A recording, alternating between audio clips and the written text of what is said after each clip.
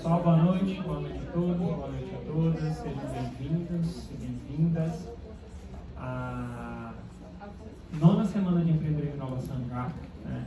Um evento que acontece aí anualmente, então já temos 9 anos, mesmo com a pandemia, foi um dos poucos eventos que a gente conseguiu manter. Nos últimos anos rodamos de forma 100% online. Esse ano a gente consegue rodar de forma híbrida, tendo a presença de vocês, tendo a presença dos nossos convidados aqui hoje também, e ao mesmo tempo transmitindo online, como vocês estão vendo que a gente levou um tempinho aí para organizar tudo, fazer os equipamentos funcionarem para a gente começar. O tipo de evento que dessa vez estava todo mundo aqui, os palestrantes, todo mundo chegou bem antes, né? Mas a tecnologia atrasou um pouquinho, e desculpe aí o atraso por conta disso. A SEI, a Semana de Empreendedorismo e Inovação, é uma atividade organizada pelo Centro de Empreendedorismo e Inovação do Unifax, um centro que hoje é responsável pelas atividades de empreendedorismo, de inovação, tanto de provocar, como esse o tipo de evento, falar sobre tecnologia, falar sobre uma tecnologia que para muitos, quando a gente fala de blockchain, é pensar em criptomoedas, e a gente vai entender que são duas coisas que não conversam em sentido opostos, muito pelo contrário, mas que uma coisa não significa a outra, a gente tem uma visão muito mais aberta, e vocês vão conseguir perceber como essas tecnologias, elas acabam sendo bastante transversais, era o que a gente estava falando um pouquinho antes ali, né? E vão chegar a todas as áreas, né? Seja engenharia, negócios, saúde e por aí vai. Essa hoje é a atividade que nós temos da semana, né? Mas a semana começou desde a segunda-feira, discutindo os desafios de levar empreendedorismo e inovação para as comunidades periféricas, né? Tivemos aí, Gabão estava também nesse evento, né? Karine, da Wakanda, que foi uma das vencedoras do prêmio Shark Tank, também estava aqui contando muito sobre a experiência dela de levar empreendedorismo para a periferia, e desenvolver negócios. A prefeitura, inclusive, conseguiu fazer uma contratação interessante agora para que ela trabalhe empreendedorismo com metodologias que são muito apropriadas para este perfil, que é algo que a gente não tem facilmente no mercado. E também a gente teve o simpósio de empreendedorismo e inovação lá em Feira de Santana. Então, o primeiro dia a gente esteve aqui, o segundo dia a gente esteve lá em Feira de Santana, e hoje nós voltamos aqui para o prédio da Tancredo Neves para a gente dar continuidade com o evento de hoje. Tá? Para apresentar o evento e, ao mesmo tempo, os palestrantes e contar um pouquinho para vocês sobre a história do evento, eu vou chamar Luiz Gaban, que é diretor de inovação da Prefeitura de Salvador, um dos idealizadores da mesa de hoje, né, e do evento também, e ele vai contar um pouquinho para vocês sobre qual é a história do evento, né, quem são as pessoas que hoje estão aqui para conversar com vocês. Boa parte aqui já me conhece, eu sou professor da casa, né, alguns são meus alunos, mas temos aqui convidados externos que são, de fato, as especialistas em blockchain para conversar com vocês e apresentar esse tema e a visão delas sobre como essa tecnologia ela ainda tem muito potencial para revolucionar as nossas vidas. Gaban, continua. Obrigado, amigo. Obrigado, pessoal. Boa noite a todos, as pessoas que estão em casa nos assistindo. Gente, esse é o programa Connect All, tá? É um programa que a gente criou com o objetivo de estressar, literalmente, durante um mês, algum tema. Então, no mês passado, nós fizemos toda uma dinâmica com a temática inteligência artificial. E esse mês a gente está falando sobre blockchain. De que forma? Primeiro nós temos um podcast, então a gente traz pessoas para estarem tratando a temática, no caso blockchain, no podcast. No segundo momento, um painel, como esse que estamos aqui compartilhando com vocês. E no terceiro momento, a ideia é da gente participar de algum canal de comunicação, rádio, televisão, enfim.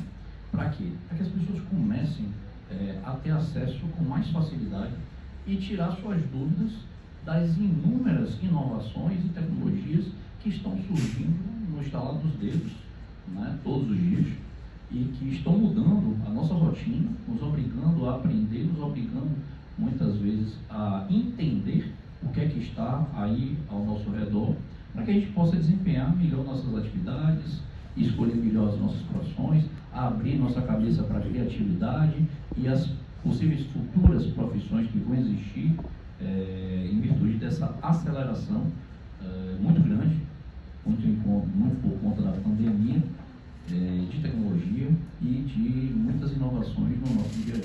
E hoje nós estamos aqui com duas feras, a professora Fabiola Greve, do Instituto de Computação da UFBA, e Glória Teles, que também é especialista em blockchain. Então, a ideia aqui, vou passar para cada uma delas, só para se apresentar. Nossa professora está com um problema de faringite aguda, né? Está quase sem conseguir falar, ela não viria aqui hoje, mas como professora ela não deixa os alunos à toa, então ela veio mesmo assim para dar uma palavrinha, mas realmente está com a voz muito prejudicada, tanto é que a gente pediu para desligar o ar-condicionado. Então eu vou passar a palavrinha para ela dar uma primeira introdução, falando sobre um pouquinho da atividade dela dentro da UFBA, depois eu passo para a Glória e depois a gente inicia o bate-papo aqui. A ideia é que vocês também façam perguntas, não é aqui um momento de só a gente estar falando e elas falando, explicando. A ideia é ter essa conexão e essa troca, tá, gente? Professora. Obrigada, Cadu. Agradeço pelo convite, agradeço a Unifax também pela semana. Eu realmente estou com faringite e o quadro evoluiu, eu fiquei quase a fundo. Vocês estão me ouvindo? Que bom. Eu vou falar assim, para não passar muita voz, e na medida do possível eu vou tentar contribuir com o debate. Tá? Eu sou professora da UFBA, já tenho um bom tempo. Eu fiz processamento de dados, na época não tinha esse curso, e toda a minha trajetória em ciência da computação. E eu trabalhei no problema do consenso distribuído, que é fundamental para você implementar a tecnologia blockchain. E já há algum tempo eu tenho me especializado nessa área e direcionado as pesquisas do meu grupo. Na UFBA eu tenho um grupo chamado Gaudi, Grupo de Algoritmos e Computação Distribuída. O nome não é por acaso não, tá? É uma homenagem ao arquiteto barcelonês Gaudí, que era totalmente disruptivo, revolucionário, inovador. A arquitetura dele faz a gente sonhar. E hoje a gente tem essa tecnologia maravilhosa que permite tanta coisa, tanto benefício para a sociedade, que é a blockchain, e que faz a gente sonhar com um mundo novo, que é o mundo da web descentralizado. E é por isso que é tão importante esse tipo de debate que a gente está tendo aqui. E é tão prazeroso estar conversando com vocês e ao lado de colegas que também se apaixonaram, eu diria, né, por essa tecnologia, porque todo mundo que conhece a fundo acaba se apaixonando. Pois bem, hoje eu sou professora lá da UFBA e é isso. A gente tem um grupo de pesquisa e meus alunos de mestrado e doutorado estão todos voltados para pesquisas nessa área. Obrigada. Obrigado, professor. Claudinha. Boa noite a todos. Eu sou Glória Teles, eu sou cubana. Eu sou socióloga de formação, mas desde que eu cheguei aqui no Brasil, eu cheguei em 96, a vida acabou me levando para a área de inovação e tecnologia. Então, hoje, desde 2002, estou bem focada nessa área de tecnologia e agora o blockchain entrou na veia de vez e vai ser um prazer compartilhar com vocês o que eu tenho aprendido até agora e com certeza aprender alguma coisa com vocês, porque blockchain é uma tecnologia muito nova e a gente está aprendendo todo dia. Então, é um prazer estar com vocês aqui. Então vamos começar, né? Vamos começar o jogo. Laurinho, vamos começar com você que está com uma voz um pouco melhor. Vamos para nossa professora. Explica para a gente, né, o que é o tal do blockchain. As pessoas estão aí, né, ontem eu estava lá ontem eu estava em Feira de Santana participando do evento com vocês e vi muitas pessoas confundindo blockchain com criptomoeda, uma confusão, e a gente estava lá explicando exatamente o que é que significa, a importância do blockchain, né, a segurança que o blockchain traz para as operações, a possibilidade de se diminuir custos nas operações por conta dessa tecnologia de criptografia que traz segurança, agilidade e redução de custos das operações. Conta então aqui para os nossos alunos, né, e para as pessoas que estão em casa nos assistindo, o que é o blockchain? Então, realmente as pessoas confundem muito quando a gente fala de blockchain, o que vem à cabeça das pessoas é apenas criptomoedas. E tem uma razão, a blockchain realmente ela surgiu para viabilizar o Bitcoin. A ideia era criar uma moeda que as pessoas pudessem trocar entre si sem a necessidade de um terceiro. Então, uma coisa meio parecida com o Pix agora, só que seria um Pix sem banco. Então, você poderia fazer um Pix de uma pessoa para outra sem precisar de um banco sendo intermediário. Então, por isso que a gente tem muito vinculado o blockchain a Bitcoin principalmente, porque a blockchain realmente surgiu para dar vida ao Bitcoin. Só que a blockchain, ela começou assim muito tímido, mas ela trouxe uma disrupção muito grande com essa tecnologia, porque ela permite você fazer ações ponto a ponto, quer dizer, entre as pessoas e um intermediário. Ela é uma tecnologia totalmente descentralizada. O que significa descentralizada? Ela não fica num único computador, ela é meio parecida com o que é a internet. São vários computadores conectados entre si e que criam uma rede e baseada totalmente em criptografia.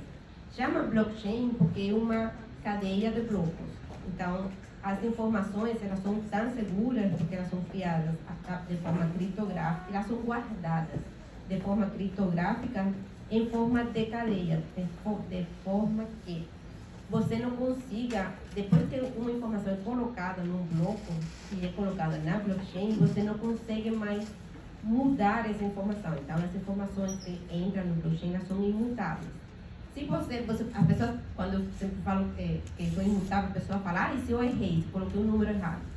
Você apenas corrige o anterior, mas você não pode apagar. Então, você pode fazer um novo registro dizendo o registro anterior está errado, mas você não consegue apagar nenhum registro. Então, essas são as principais, assim, de forma bem ampla, né? Porque realmente é uma tecnologia bastante, ao mesmo tempo, simples e complexa de explicar. É um pouco confuso de se entender, mas quando você entende o que está por trás dela, você consegue ver a importância que ela tem para o mercado como um todo.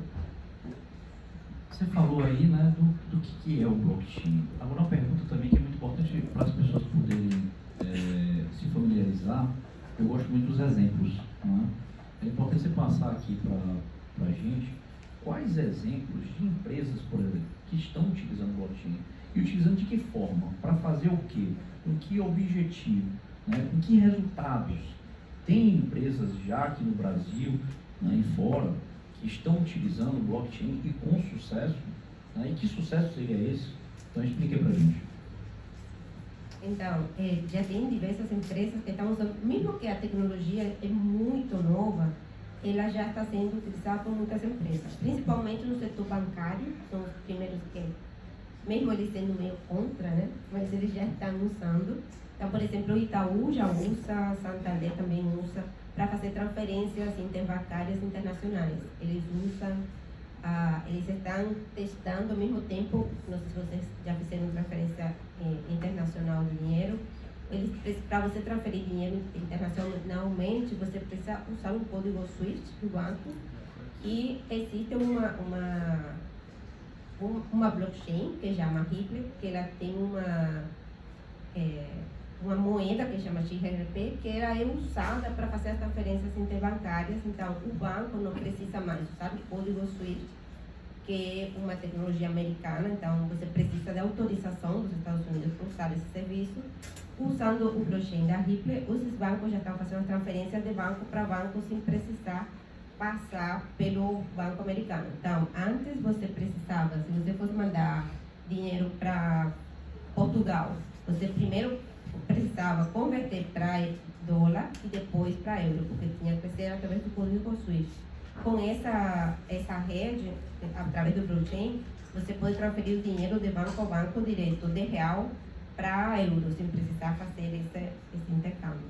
Mas, assim, para um uso mais, que a pessoa consiga entender melhor, que ainda não está implementado, mas já está começando a ser usado, é para qualquer coisa que você precisar, que você hoje tem um intermediário, e esse intermediário normalmente fazem as coisas mais lentas, mais caras.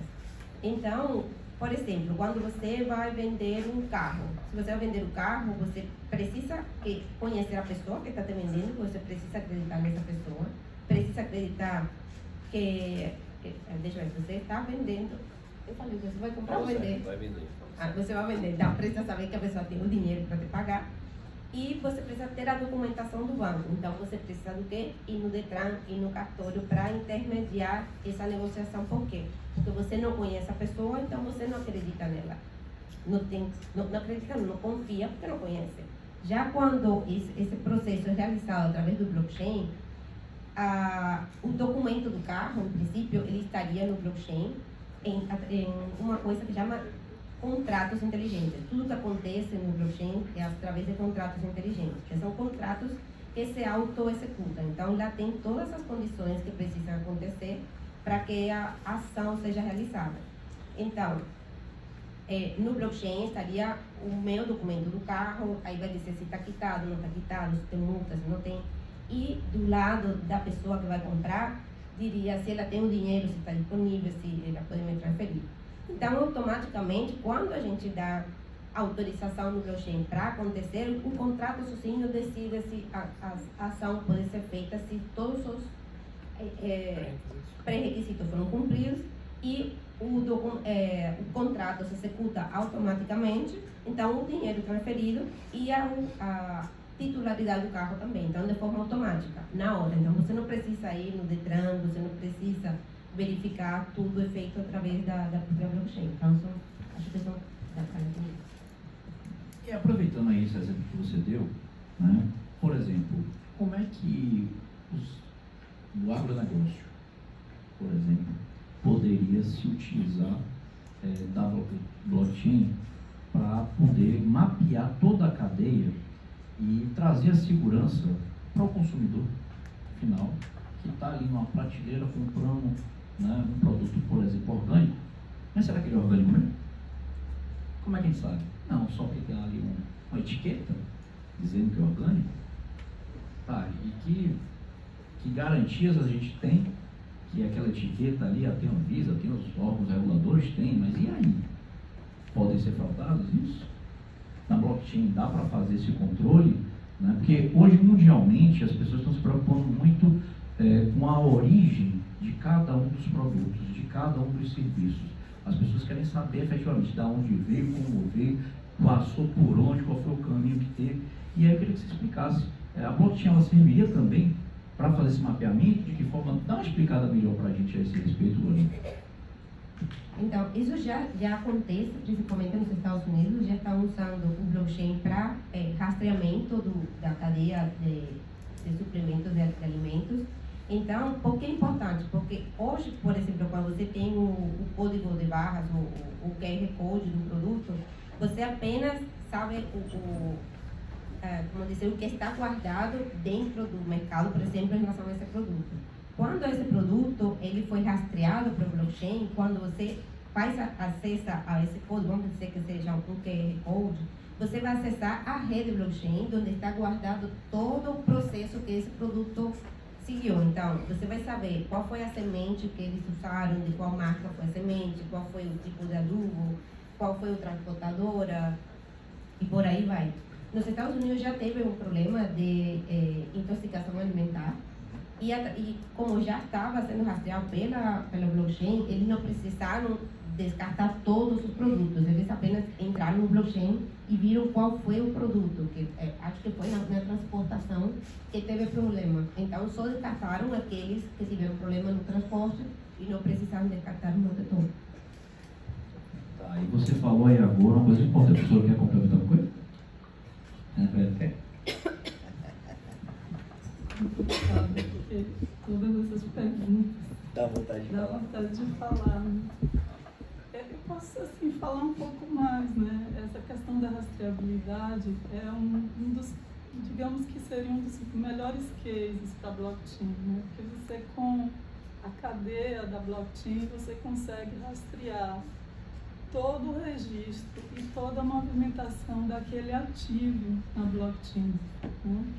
A blockchain te permite um transacionamento de ativos direto entre organizações ou entre pessoas, e esse transacionamento direto, todas essas transações são ali registradas.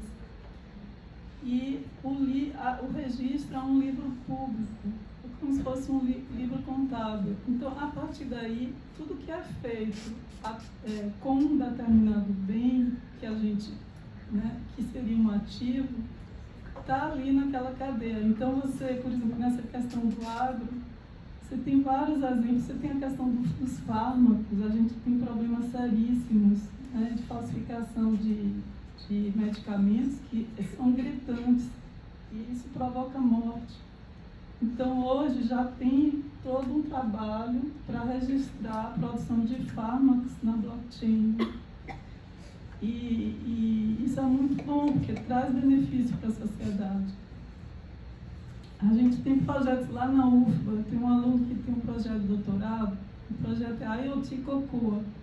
É para você fazer a rastreabilidade da produção de cacau gourmet. E ele conseguiu um método e ele registrando na blockchain, ele consegue a certificação de que a semente é de cacau gourmet. E ele beneficia aí a produção e tal.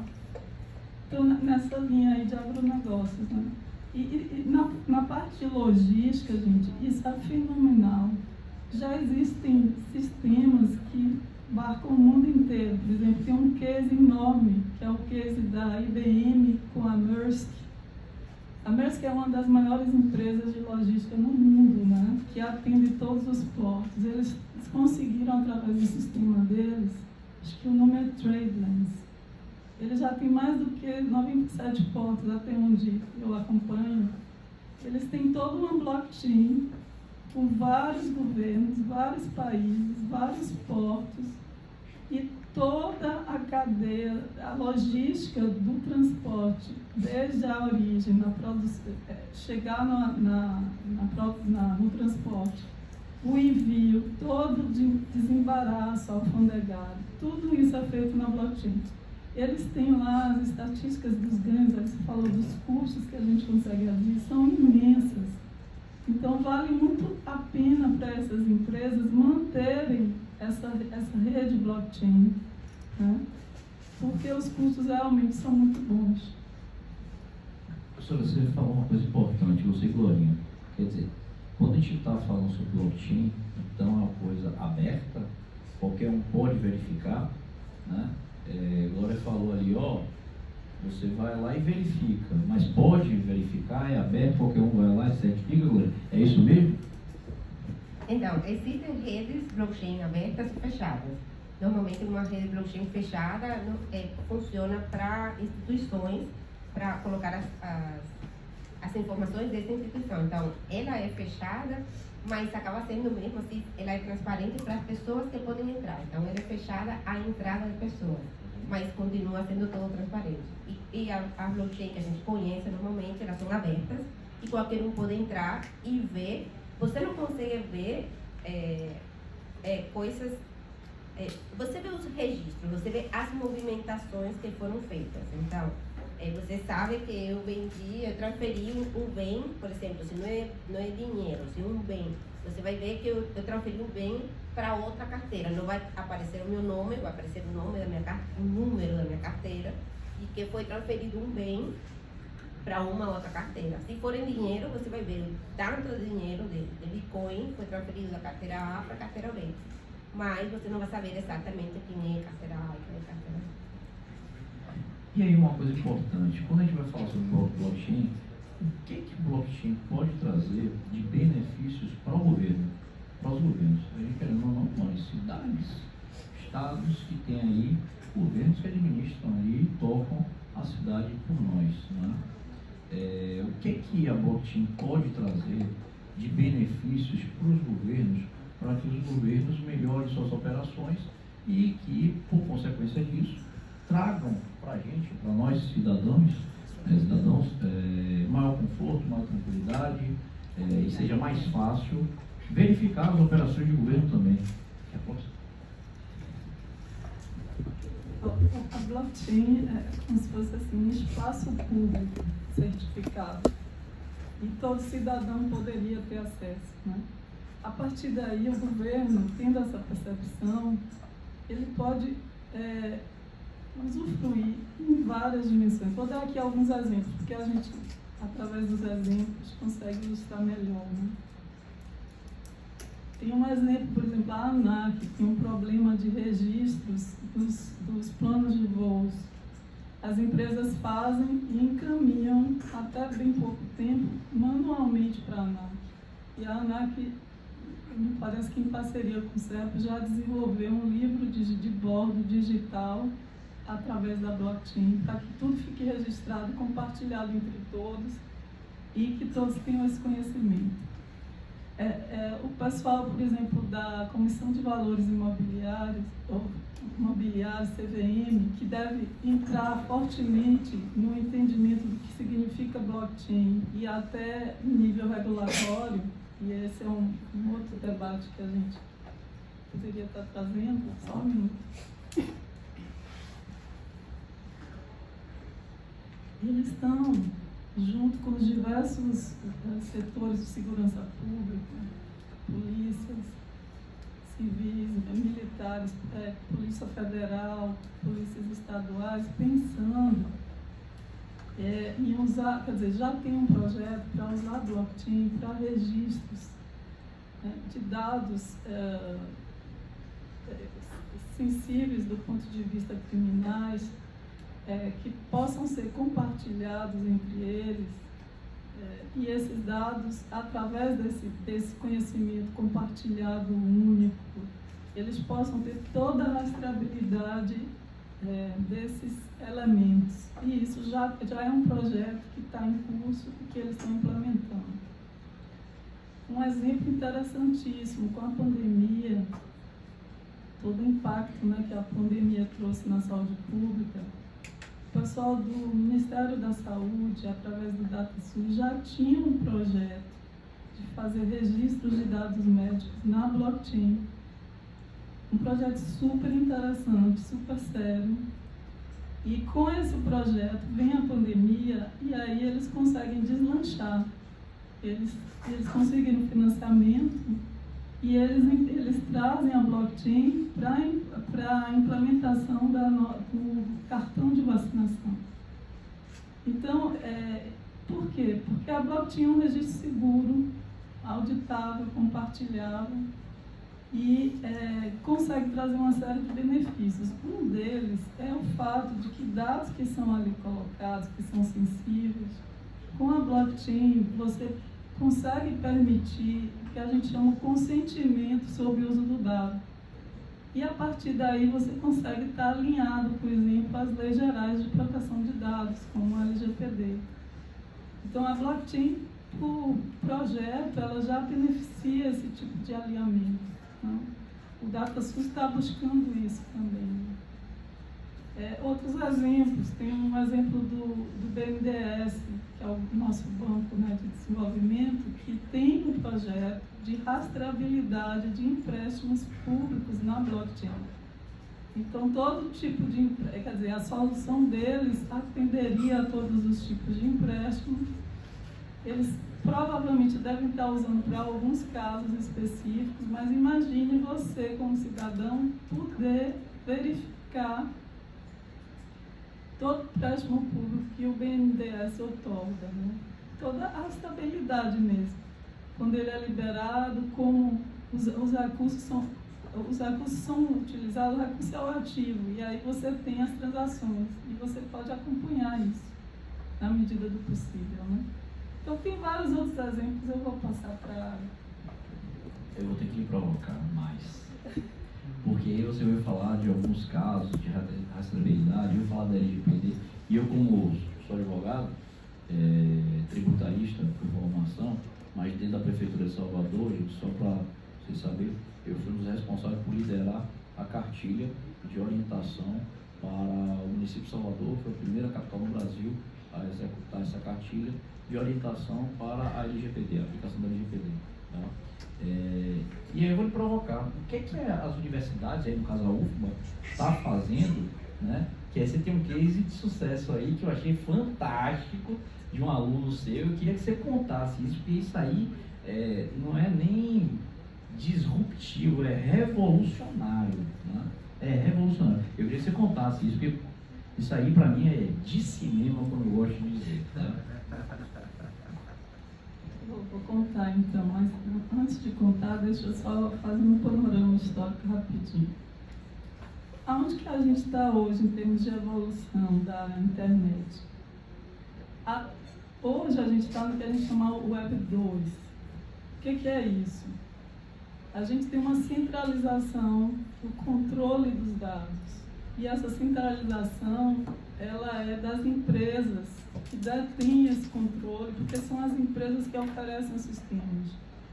Então, nós queremos usar um serviço, por exemplo, do Google, a gente dá para o Google alguns dados pessoais e mais outros, e o Google nos dá uma identidade lá, um login e senha. E isso para qualquer serviço que a gente venha usar na internet. A gente tem uma fragmentação de identidades, de logins e senhas em tudo quanto é lugar para a gente usar os serviços, os games, tudo que a gente usa.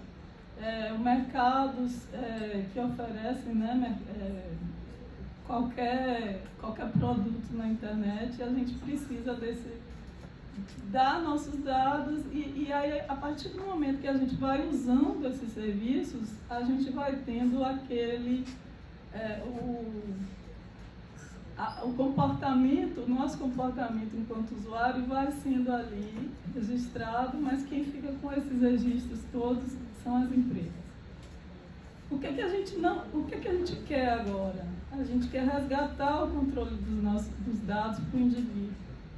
O indivíduo tem que ter o controle sobre os seus dados. E cabe a ele dar consentimento sobre esse uso, e caso ele dê, ele pode até dizer: eu também quero ter benefícios em relação a isso. Eu também quero benefícios financeiros, por exemplo. E é aí que a gente faz a disrupção e que a gente chaveia para o Web 3, que é a Web da descentralização. O que é isso, a descentralização? A empresa, você tira o dado da empresa, sai com o dado no seu bolso e você agora é o detentor da sua identidade, porque o dado que a empresa tem também tem a ver com a sua identidade, são as suas relações que você estabelece ali.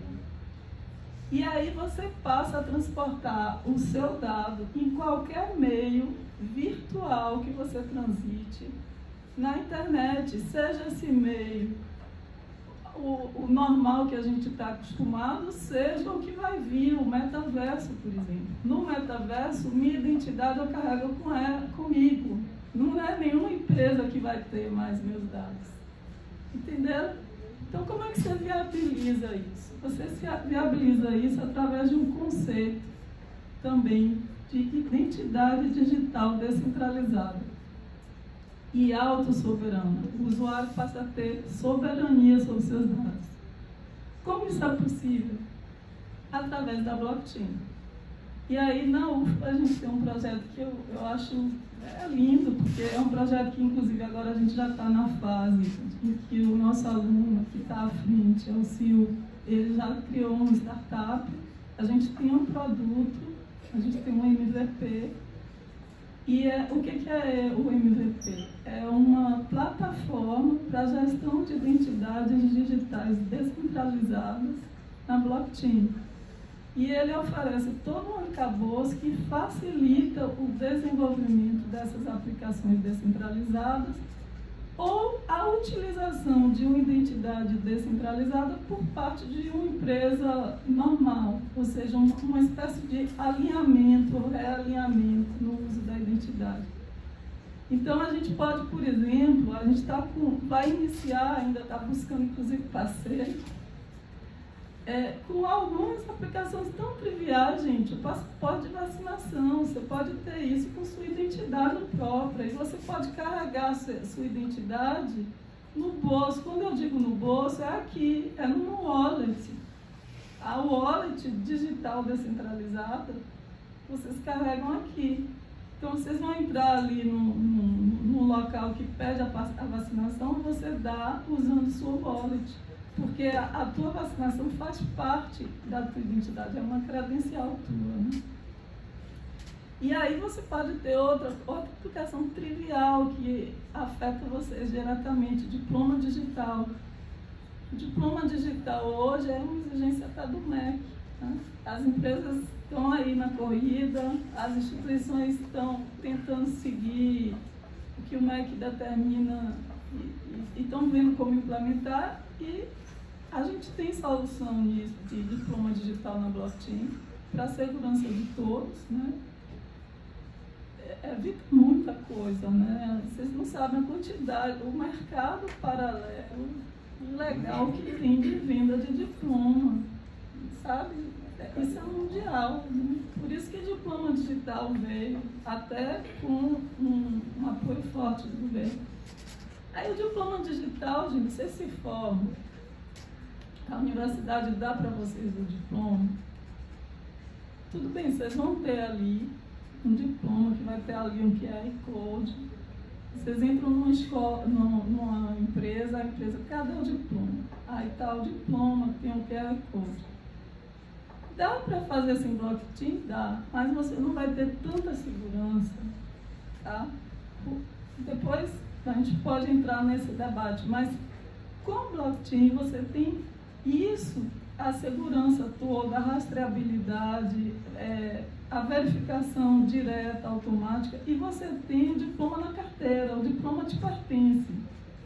E é você agora que vai usar esse diploma e dar consentimento para que qualquer empresa que você trabalhe tenha acesso aos seus dados, e quais certificados, e quais especializações.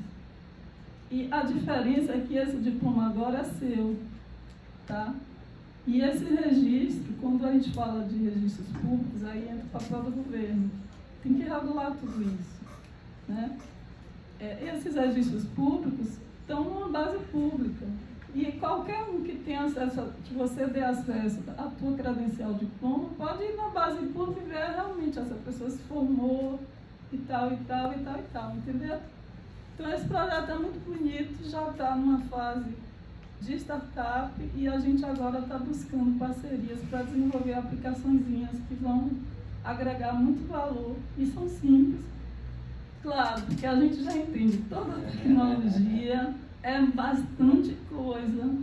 Eu não sei se tem aluno aqui de computação, mas é uma pilha grande de coisas que você tem que dominar. É um conhecimento altamente especializado. Tem vários perfis que vocês podem estar assumindo. E aí, no caso do nosso projeto, a gente já tem esse conhecimento e já abstrai para qualquer um que queira desenvolver toda essa complexidade. É isso. Perfeito. Lorena, quer complementar alguma coisa? Gente, vamos abrir para vocês fazerem perguntas, né? Acho que já deu para provocar bastante aí vocês com essas informações. Então, eu queria deixar aberto. Alguém tem alguma pergunta? Hã? Eu fiquei um pouco na dúvida, você até mencionou sobre a segurança do blockchain, né? Então, entendo... Se puder fazer a pergunta, é fazer, toca para fazer. Eu queria entender sobre a segurança do blockchain. O que ele tem de diferente que traz tanta segurança assim das informações e assegura as pessoas?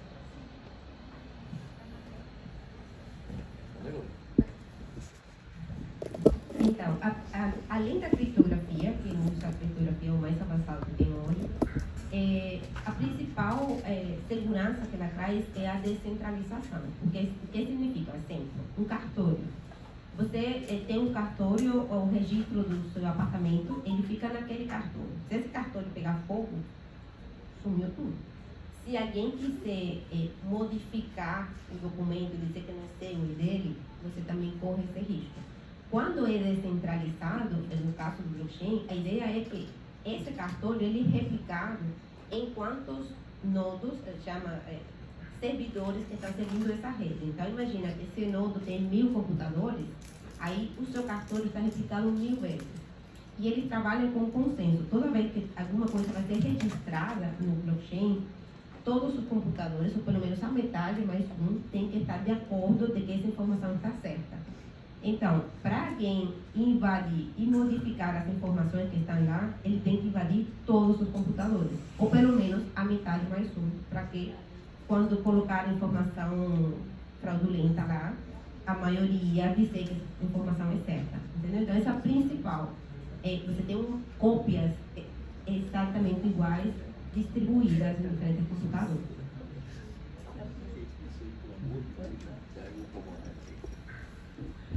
Aí eu já tô pensando em outra coisa aqui agora. Que é o seguinte, a computação quântica tá vindo pesadíssima aí, eu acho que tá deixando todo mundo arrepiado. Porque pode vir quebrar a criptografia. E aí, Glorinha, me diga aí que é você é o professor, explique aí, porque a gente, né? Usa a criptografia quântica. Então, apenas vai precisar modificar a criptografia que está sendo usada para ser criptografia quântica. E então, você continua. E é fácil fazer essa transição do que já existe hoje, que é através de, que é tudo criptografado, para se O transformar. quântico ainda está chegando. Como vai ser, a gente exatamente não sabe ainda. Mas vai precisar mudar. Quando a quântica chegar, a criptografia com certeza vai precisar mudar. Enquanto o pessoal prepara as perguntas, eu queria fazer algumas observações. Eu fiquei impressionado, né, porque eu já conhecia um pouquinho o básico, a questão do livro público, né, dos registros feitos, mas o mais legal é quando a gente começa a ver os exemplos das aplicações, né. Algumas coisas de fato chamam a minha atenção. Aquilo que é um pouco do que traz essa segurança é que o dado vai estar sempre lá público. Então, quando você fala da certidão, é muito interessante, porque eu não sei se vocês sabem, quando vocês querem casar, você tem que ter uma certidão de nascimento com validade de 6 meses. Tá? Se você está em São Paulo, você vai ter que ir no cartório da sua cidade para tirar lá. Alguém vai dizer, mas é um cartório público, alguém pode pegar. Mas na prática, você tem que ir no cartório do interior da sua cidade para você chegar lá, tirar a certidão e rezar para dar tudo certo. Se não tiver, você não consegue casar, até você resolver o problema. E é como se essa certidão estivesse no cartório de São Paulo, do Rio, de Brasília, do Distrito Federal. Então, você não vai ter esse problema, porque se sumir em um lugar, ela existe em outro. Se alguém hackear uma unidade, não tem problema, porque está em outros, então ela não vai conseguir modificar o dado como origem.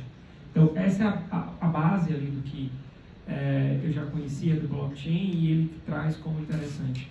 Mas alguns dos exemplos que vocês trouxeram aí me chamam a atenção. Um é o diploma digital. Quantas pessoas fraudam o diploma? Né? E outro problema é quando você leva o diploma e alguém decide implicar que aquele diploma está um pouco rasurado, porque depois de 15, 20 anos que você tirou o diploma, aquele diploma já não está tão bonito. E você vai ter que pagar, ir na faculdade, a faculdade fechou, como é que você consegue um outro diploma? Mais uma vez, porque a informação está centralizada. Se ao invés disso você tem um livro público que diz que aquele cartão, que aquele documento foi emitido na data tal, pela instituição tal, e que isso foi validado pelo MEC, validado por alguém lá, alguém sabe que aquele diploma de fato existe e que você realmente tem aquele título. Então a gente tem um problema muito grande da centralização de dados que ele vai resolvendo ou minimizando, né, incluindo o setor público de uma forma interessante.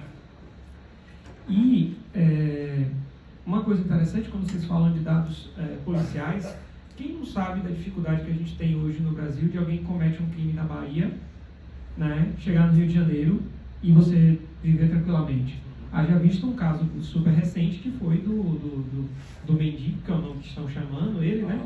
Que ele, na verdade, depois de um tempo descobriram que ele tinha vários crimes.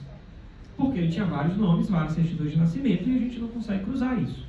Porque o dado, ele está desorganizado e ele está centralizado em cada unidade e a gente não tem esse dado compartilhado de forma organizada, apesar de que o setor público cada dia se compartilha mais. E aí a gente está falando muito do blockchain como dado aberto.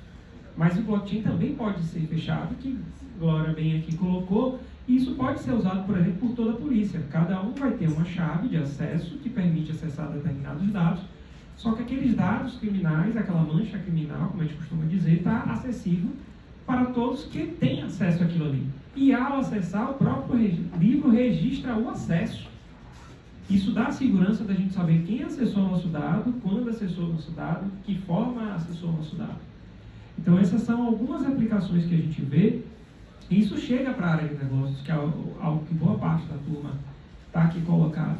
Isso pode fazer com que boa parte dos serviços de cartório deixem de existir. Né? A gente pode acabar de forma muito forte com um problema chamado intermediários. Trabalha né? lá, ó. Trabalha lá. Eu não trabalho no cartório, mas trabalho em inteligência com cartório. Interage muito com o Sofre muito cartório. com o cartório. Sofre, né? Isso porque pela idade ela não sofria na época antes da privatização. Que Quer pegar ficha, né? Meu Deus. Gente, o problema não é pegar ficha, é que quando você usa uma tecnologia dessa, que ela busca deixar as coisas públicas, publicizar e tornar justo para todo mundo, não acontece o que acontecia no cartório. O que acontecia no cartório no passado? Eu precisava, e isso aconteceu, eu precisei mandar uma prestação de conta para a Fundação de Pesquisa. E ela disse, a gente precisa dos documentos originais. E a empresa disse, mas eu preciso das notas fiscais originais aqui, porque se eu for auditado eu tenho um problema. Quem é que manda nesse contexto? O setor público manda nessa conta, porque ele está financiando o projeto. O que é que a instituição disse? Vocês vão precisar tirar cópia de todos os documentos para garantir que ele é verdadeiro. Primeiro, se a gente utiliza uma metodologia como blockchain, já é um registro que diz que aquela transação aconteceu. Você não vai precisar de um cartório para colocar um selo de autenticidade. Segundo, você chega no cartório e diz, eu não posso autenticar mais de 10 documentos de uma única vez.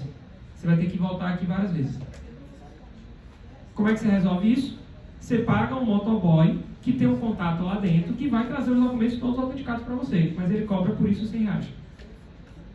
Era assim que funcionava. Tá?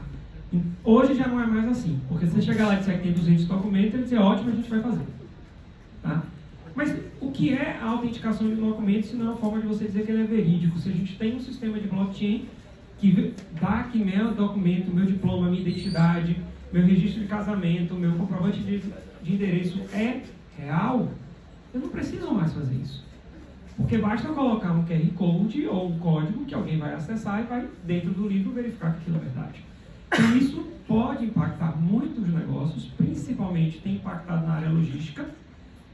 Tem, com os contratos inteligentes, que eu gostaria até que vocês pudessem falar um pouquinho mais, você estabelece padrões. Se atende o padrão, o contrato se executa. Se ele for executado, ele fica público. Isso faz com que boa parte das transações comerciais sejam feitas de forma mais rápida e principalmente reduzindo a burocracia, que eu já vi que é algo que nossa colega ali não gosta tanto. Então eu deixo minha pergunta. Como é que vocês veem hoje a questão dos contratos inteligentes que fazem parte disso dentro das operações de negócio e principalmente na redução da burocracia? Então, a ideia do contrato inteligente, ele é exatamente isso, eliminar os intermediários. Então, você conseguir fazer as ações ponto a ponto. Os dois interessados sem precisar de um intermediário. E esses contratos inteligentes eles são um programa de computador. Então, lá você pode colocar quantos parâmetros você quiser. Então, se você vai apenas, como ela está falando, da identidade, eu vou fazer uma transação com as lojas americanas. Então, a minha identidade, ela vai dizer para uma loja que eu vou comprar online, que ela vai precisar enviar para minha casa, você vai liberar o meu nome, o meu endereço e fazer a transação de cartão de crédito, mas não vai passar o número de cartão, apenas vai fazer a transação. Se você está indo num hospital, aí a sua identidade ela vai saber, bom, no hospital que eu tenho que liberar, não preciso liberar o endereço, porque o hospital não vai ir na casa dela. Então, eu vou liberar para o hospital apenas as informações médicas da pessoa. Então, os contratos inteligentes fazem isso. Você programa ele para ele liberar, ele analisar critério que tem que se cumprir para fazer a negociação. Então, qualquer negociação, qualquer troca entre dois pontos, os contratos inteligentes podem servir para isso.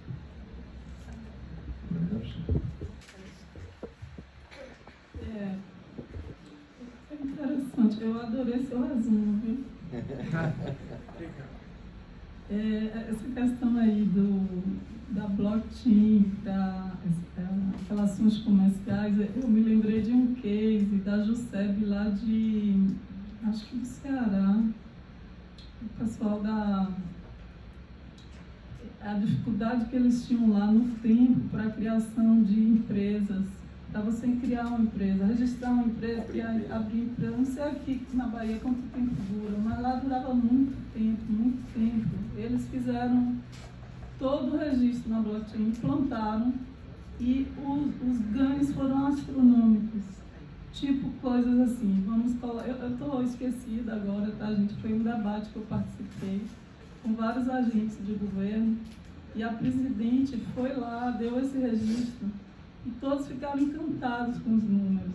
Levavam assim, meses para criar a empresa e eles reduziram a questão de dias, 7 dias, coisas assim irrisórias. E foi um ganho incrível para o Estado, né? Um ganho incrível. Aqui a gente tem um exemplo que já deve estar em curso, que é o sistema de licitações online. É o SOL. Já está, né? Não, o SOL não. O pessoal tem usado o sistema do Banco do Brasil. É? Mas é em blockchain?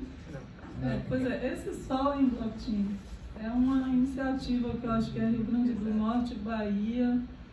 Eu não sei qual é o grupo envolvido, mas são agentes do governo que propuseram um projeto para você pegar licitações online. O problema da licitação pública é que é você meio que fazer o casamento entre comprador e vendedor, né? Você tem um monte de vendedor, aí um agente faz uma licitação, aí todos os outros querem, se interessam, né, por comprar. É tipo um marketing de compra e venda público.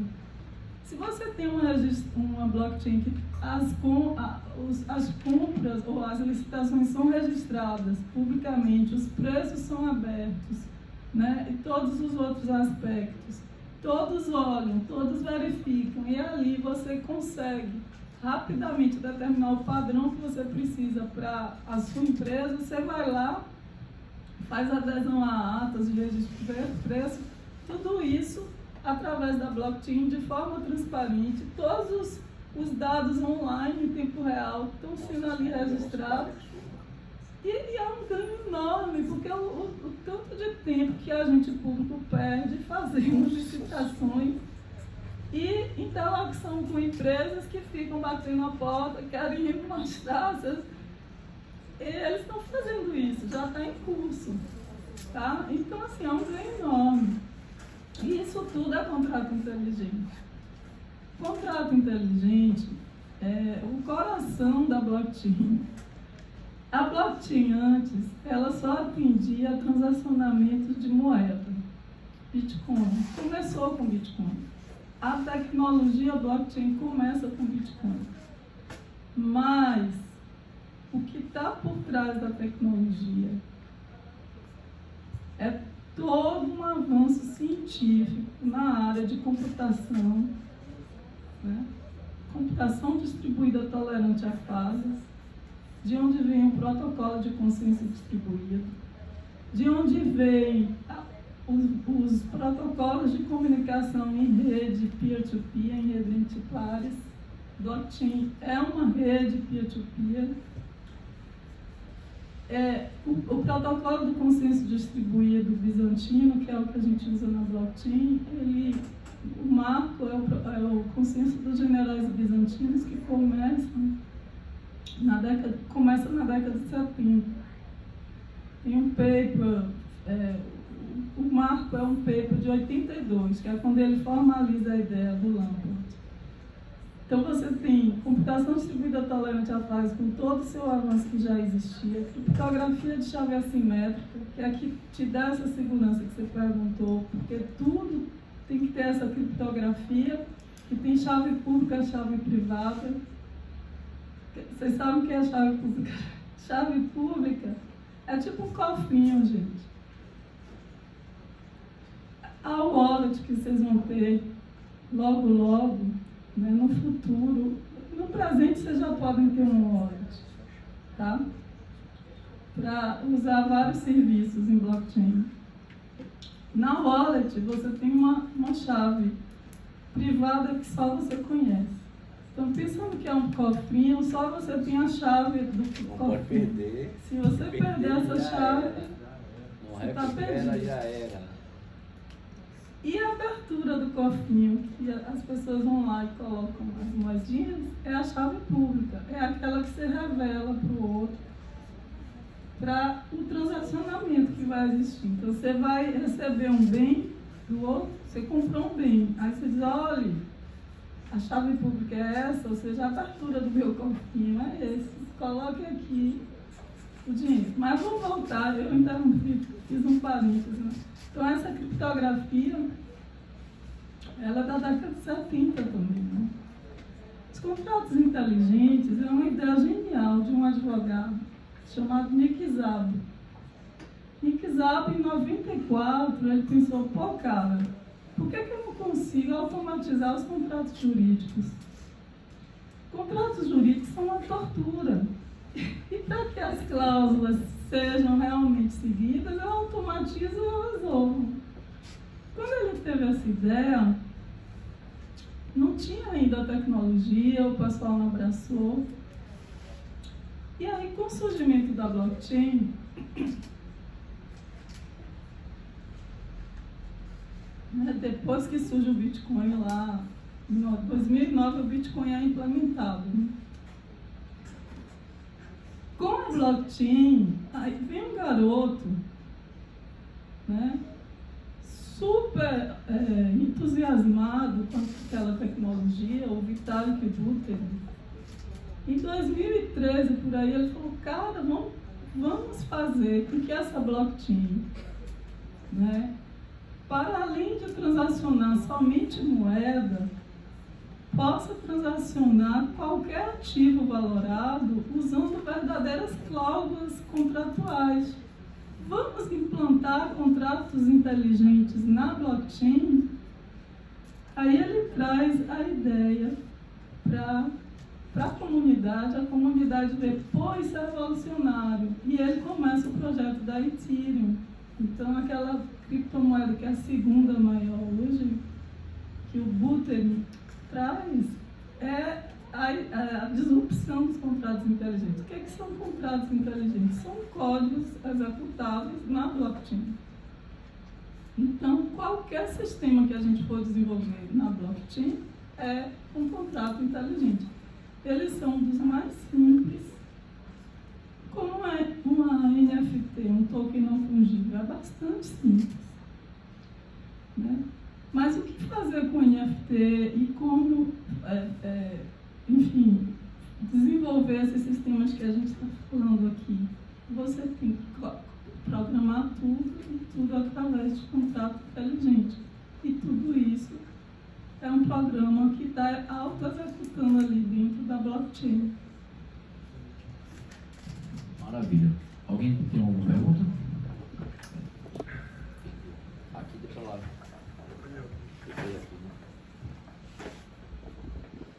Boa noite, Alexandre Nídia. Ainda sobre a questão da segurança dos dados, como é que acontece essa entrada da informação na blockchain? Se é por parte, né, uma operação humana, e como é que isso aconteceria para que, ao enxertar essa informação, ela não entre na blockchain de modo adulterado? Como um exemplo, a questão dos diplomas, né? O que garante que uma pessoa dentro da universidade venha enxertar no blockchain uma informação que não é verídica? Vamos fazer um bloco com a outra pessoa? De preto é aqui. Lá.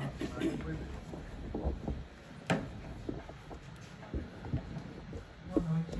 Também sobre segurança do blockchain. Ela não é controlada pelas autoridades, mas elas têm acesso às informações. Isso não as tornariam não seguras?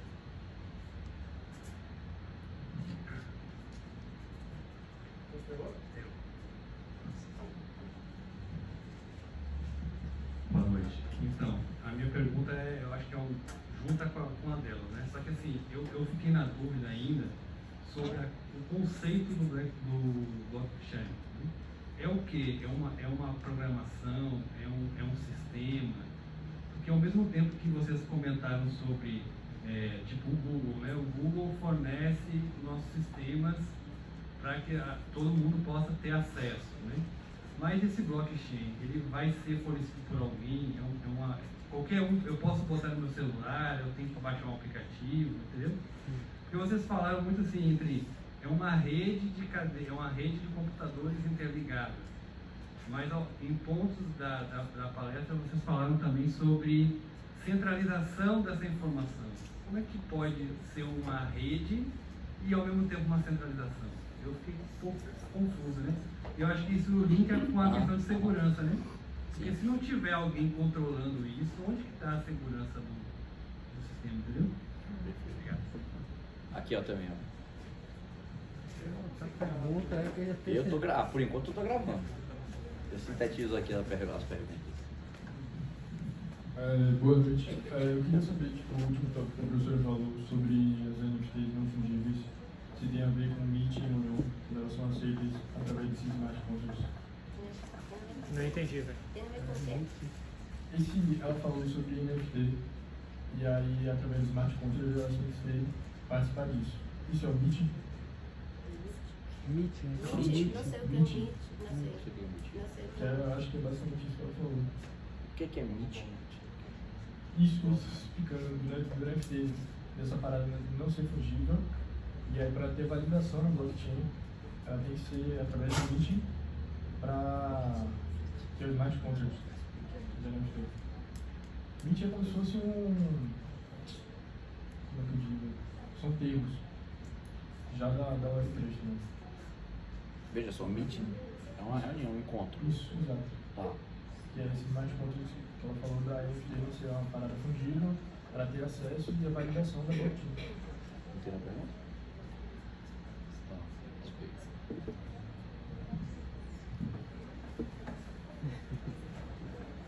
Eu não vou mentir que eu não entendi sua pergunta não, mas... Sintetizar aqui, então, pela ordem. Primeiro, verificar se a inclusão de dados que não são verídicos dentro da blockchain, como saber que aquele dado está sendo inserido de forma correta. Ponto número 2, a interlocução desse dado dentro de uma rede, né? E ver a partir de como quem vai estar controlando, já que o governo tem acesso a isso. Né? Número 3 foi a questão da centralização e descentralização, porque está em rede. E a 4 eu não entendi a pergunta, mas acho que tem a ver com tokens não fungíveis e NFT. Aí depois a gente revisa.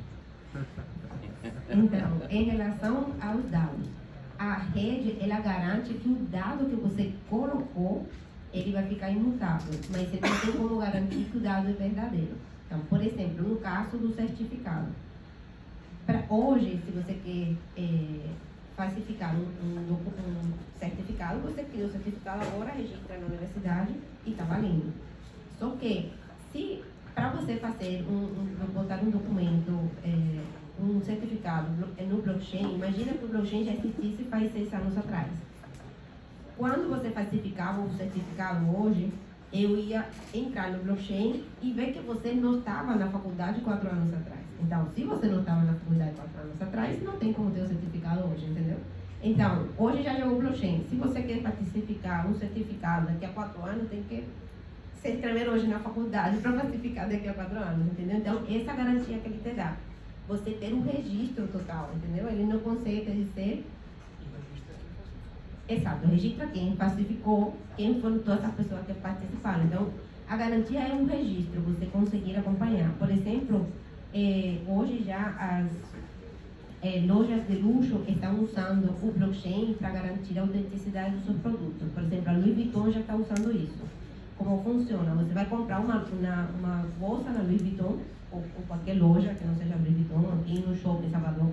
Aí você vai chegar lá e vai ter um código que você vai conseguir entrar no blockchain e verificar. E o que vai ter lá? Vai dizer aonde foi produzida, quando foi produzida, para onde foi e onde ela deve estar. Então ela vai dizer, vai estar na loja Gavan, no shopping Salvador. Mas eu estou comprando no shopping da Bahia, na loja Renner. Aí você, peraí, alguma coisa está errada. Ou foi roubada, ou é falsificada. Porque essa bolsa tinha que estar na loja Gavan, no shopping Salvador. Entendeu? Então você consegue acompanhar isso. A questão dos governos. Você quer falar dos governos? Quer continuar?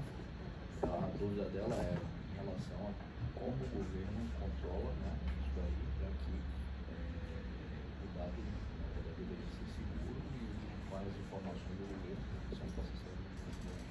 Então, no blockchain, você, como ele é transparente, você consegue acessar as transações e você tem os números das carteiras, como a professora falou, o wallet é a carteira, é a forma que você se comunica com o blockchain. Ali vai estar o número da carteira que fez a transação. Só que o governo e ninguém sabe quem é essa carteira, a não ser que você divulgue e você diga, essa aqui é a minha carteira. Aí, a partir daí, o governo consegue saber que essa é a sua carteira. Mas se você nunca comunicou para o governo que essa é a sua carteira, ele não tem como saber. Então, por exemplo, agora está tendo na declaração do imposto de renda, ainda não tem que dizer a carteira, mas imagino que daqui a pouco eles vão querer saber a carteira. Mas, a partir do momento que você usa alguma instituição centralizada, quer dizer, um banco ou uma exchange do próprio blockchain, que elas são centralizadas, você vai ter que dar seus dados reais. E a partir daí, pode ser acompanhado a sua identidade. Mas se você não passou por uma instituição centralizada, quer dizer, você não colocou dinheiro no blockchain a partir de um banco, eles não têm como rastrear, entendeu? Eles conseguem ver a movimentação, mas não sabem nem quem é. Por exemplo, não sei se vocês viram o do Bitcoin, como chama? O faraó, era faraó do Bitcoin? Aquele que fez o esquema de pirâmide aqui. Ele tinha dinheiro, só que o governo não sabe que carteira está. Porque o dinheiro está lá. Se ele não disser a minha carteira é essa, o governo não tem como saber.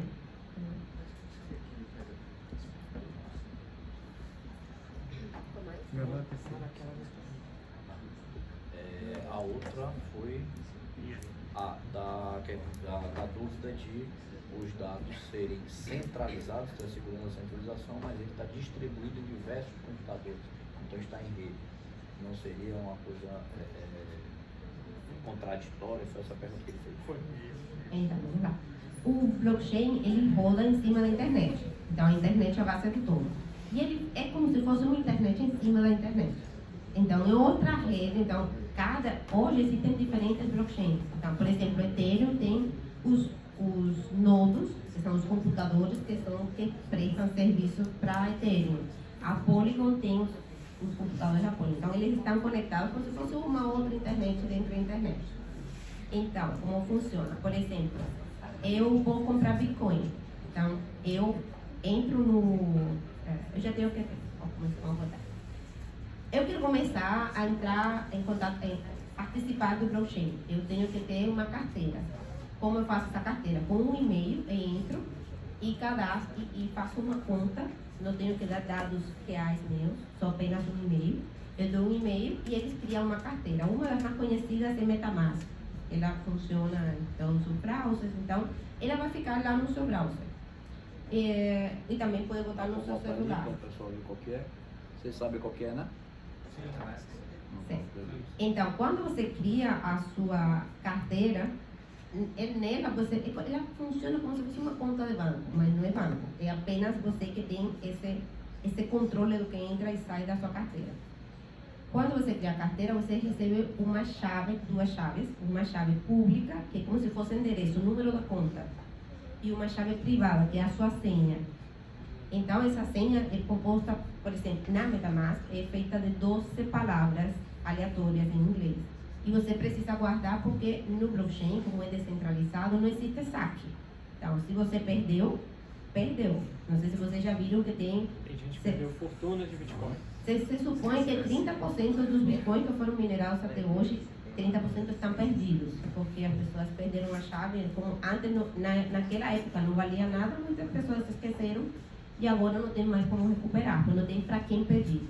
Então, se vocês estão no blockchain e receberam alguma ligação, porque tem esse golpe aqui, que aqui é do saque do blockchain para recuperar sua senha, isso não existe. Não existe saque, então não caia no golpe do saque do blockchain, porque não tem. Aí então, você já fez a sua carteira e aí você quer comprar Bitcoin. Você vai ter que ir por enquanto, numa instituição centralizada, por exemplo, a Binance, que ela funciona como uma casa de câmbio. Você vai enviar dinheiro do seu banco para a Binance e da Binance, que ela é uma intermediária, vai mandar o dinheiro para a sua carteira. A partir daí, você está no blockchain, não precisa mais de intermediários. A não ser que você queira colocar mais dinheiro. Mas aí você pode transferir dinheiro para outra pessoa, pode comprar NFTs, pode comprar um carro, que você conseguir a partir do blockchain. Então, no momento em que você passou o dinheiro da Binance para a sua carteira, isso já é registrado no blockchain. Enquanto está na Binance, ainda não está no blockchain. Apenas quando ele funciona no L1, e aí, quando vai para a sua carteira, aí ele já fica registrado no blockchain. Quanto dinheiro entrou nessa carteira, e a partir daí fica visível para quem quiser o que essa carteira movimentou. Só que a pessoa não vai saber que é a sua carteira. Entendeu? Tinha mais alguma coisa que você queria? Tem, agora o DNF eu vou passar para a pessoa. Obrigado. Eu já achei. Já? Ah, beleza. Lamentando o que a Glória falou, né? Essa questão da segurança que as meninas abordaram é extremamente importante.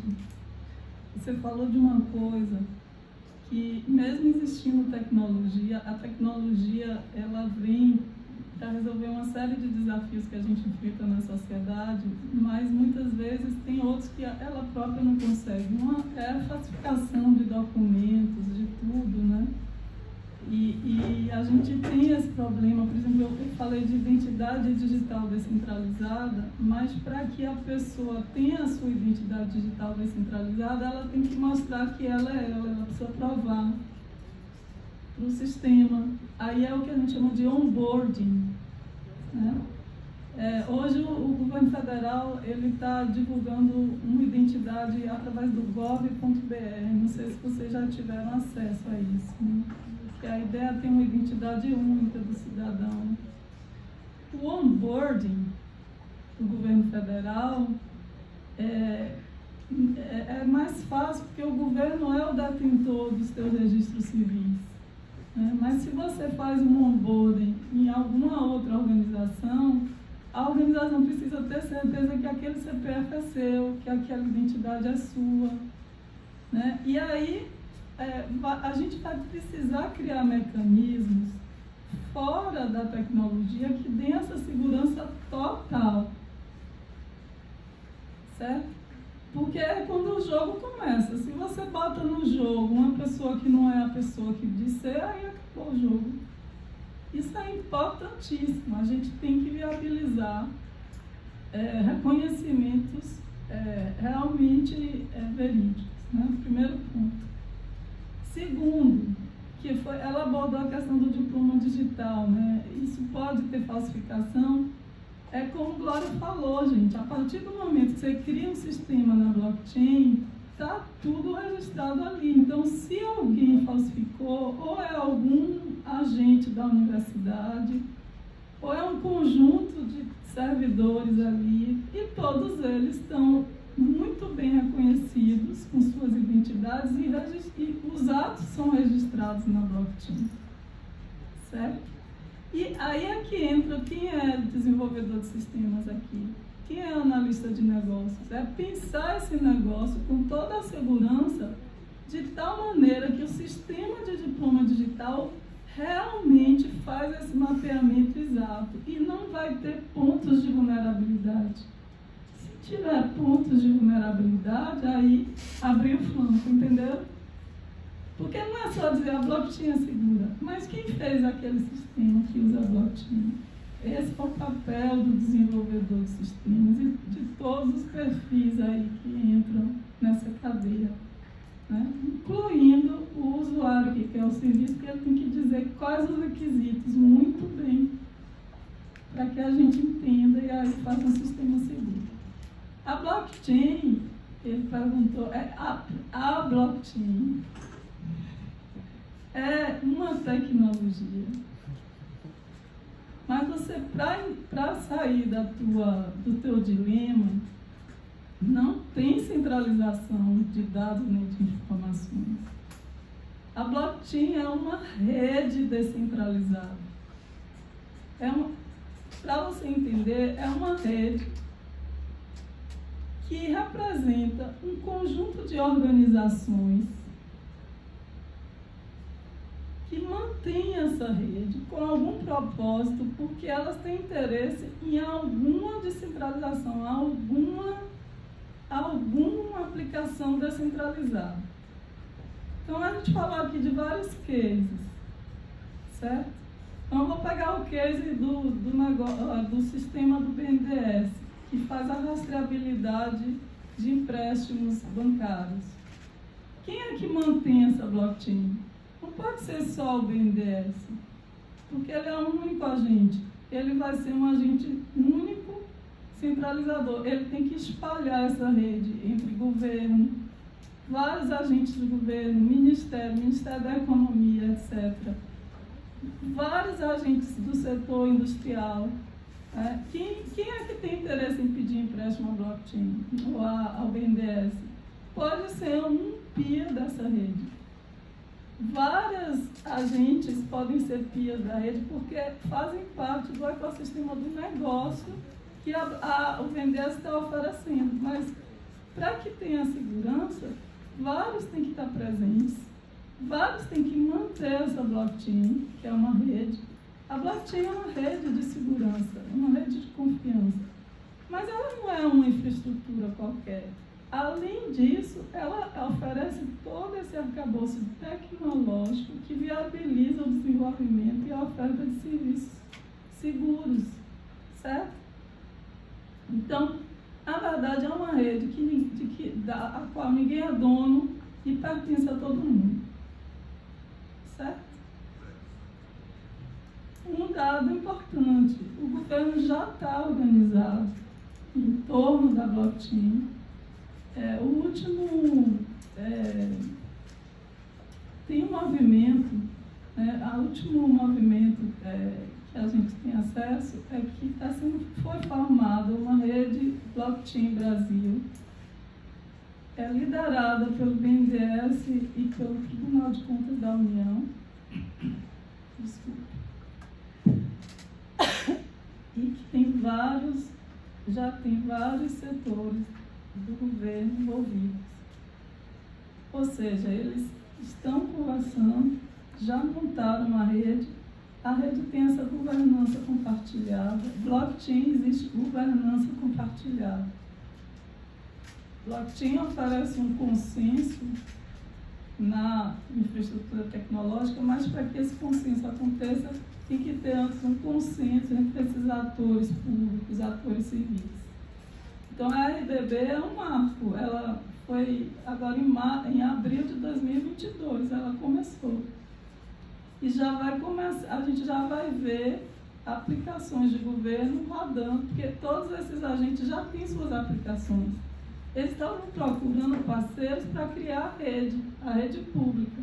Agora já tem a rede e vai utilizar uma tecnologia chamada Hyperledger Bezier, que permite clientes abertos, ela é aberta, com uma camada de rede Ethereum que é aberta, mas quem valida as transações é uma rede fechada.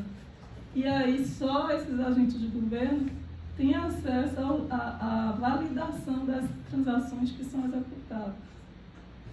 Esse acesso, na verdade, é para validar, é fazer o consenso, certo? NFT, eu não falei mais. Vamos lá. Professor Marcelo, tem uma pergunta aqui. Pergunta ao professor Marcelo: no futuro, os administradores poderiam usar a blockchain para assumir funções que hoje em dia são muito utilizadas? Então, sobre o jogo aí, passa do para a Rocha. A Rocha responde essa daí. Não, perguntando para você, viu, Rocha? Tá. Vamos lá. Sim. Uma coisa importante que está sendo dita aí é a necessidade, o porquê que alguém vai querer descentralizar, porquê que alguém vai construir. E uma das coisas comentadas aqui foi o SWIFT. Até, sei lá, 2, 3 anos atrás, eu nunca ouvi falar desse negócio. Mas o que é o SWIFT? Todo mundo está falando agora porque tiraram a Rússia do SWIFT. Né?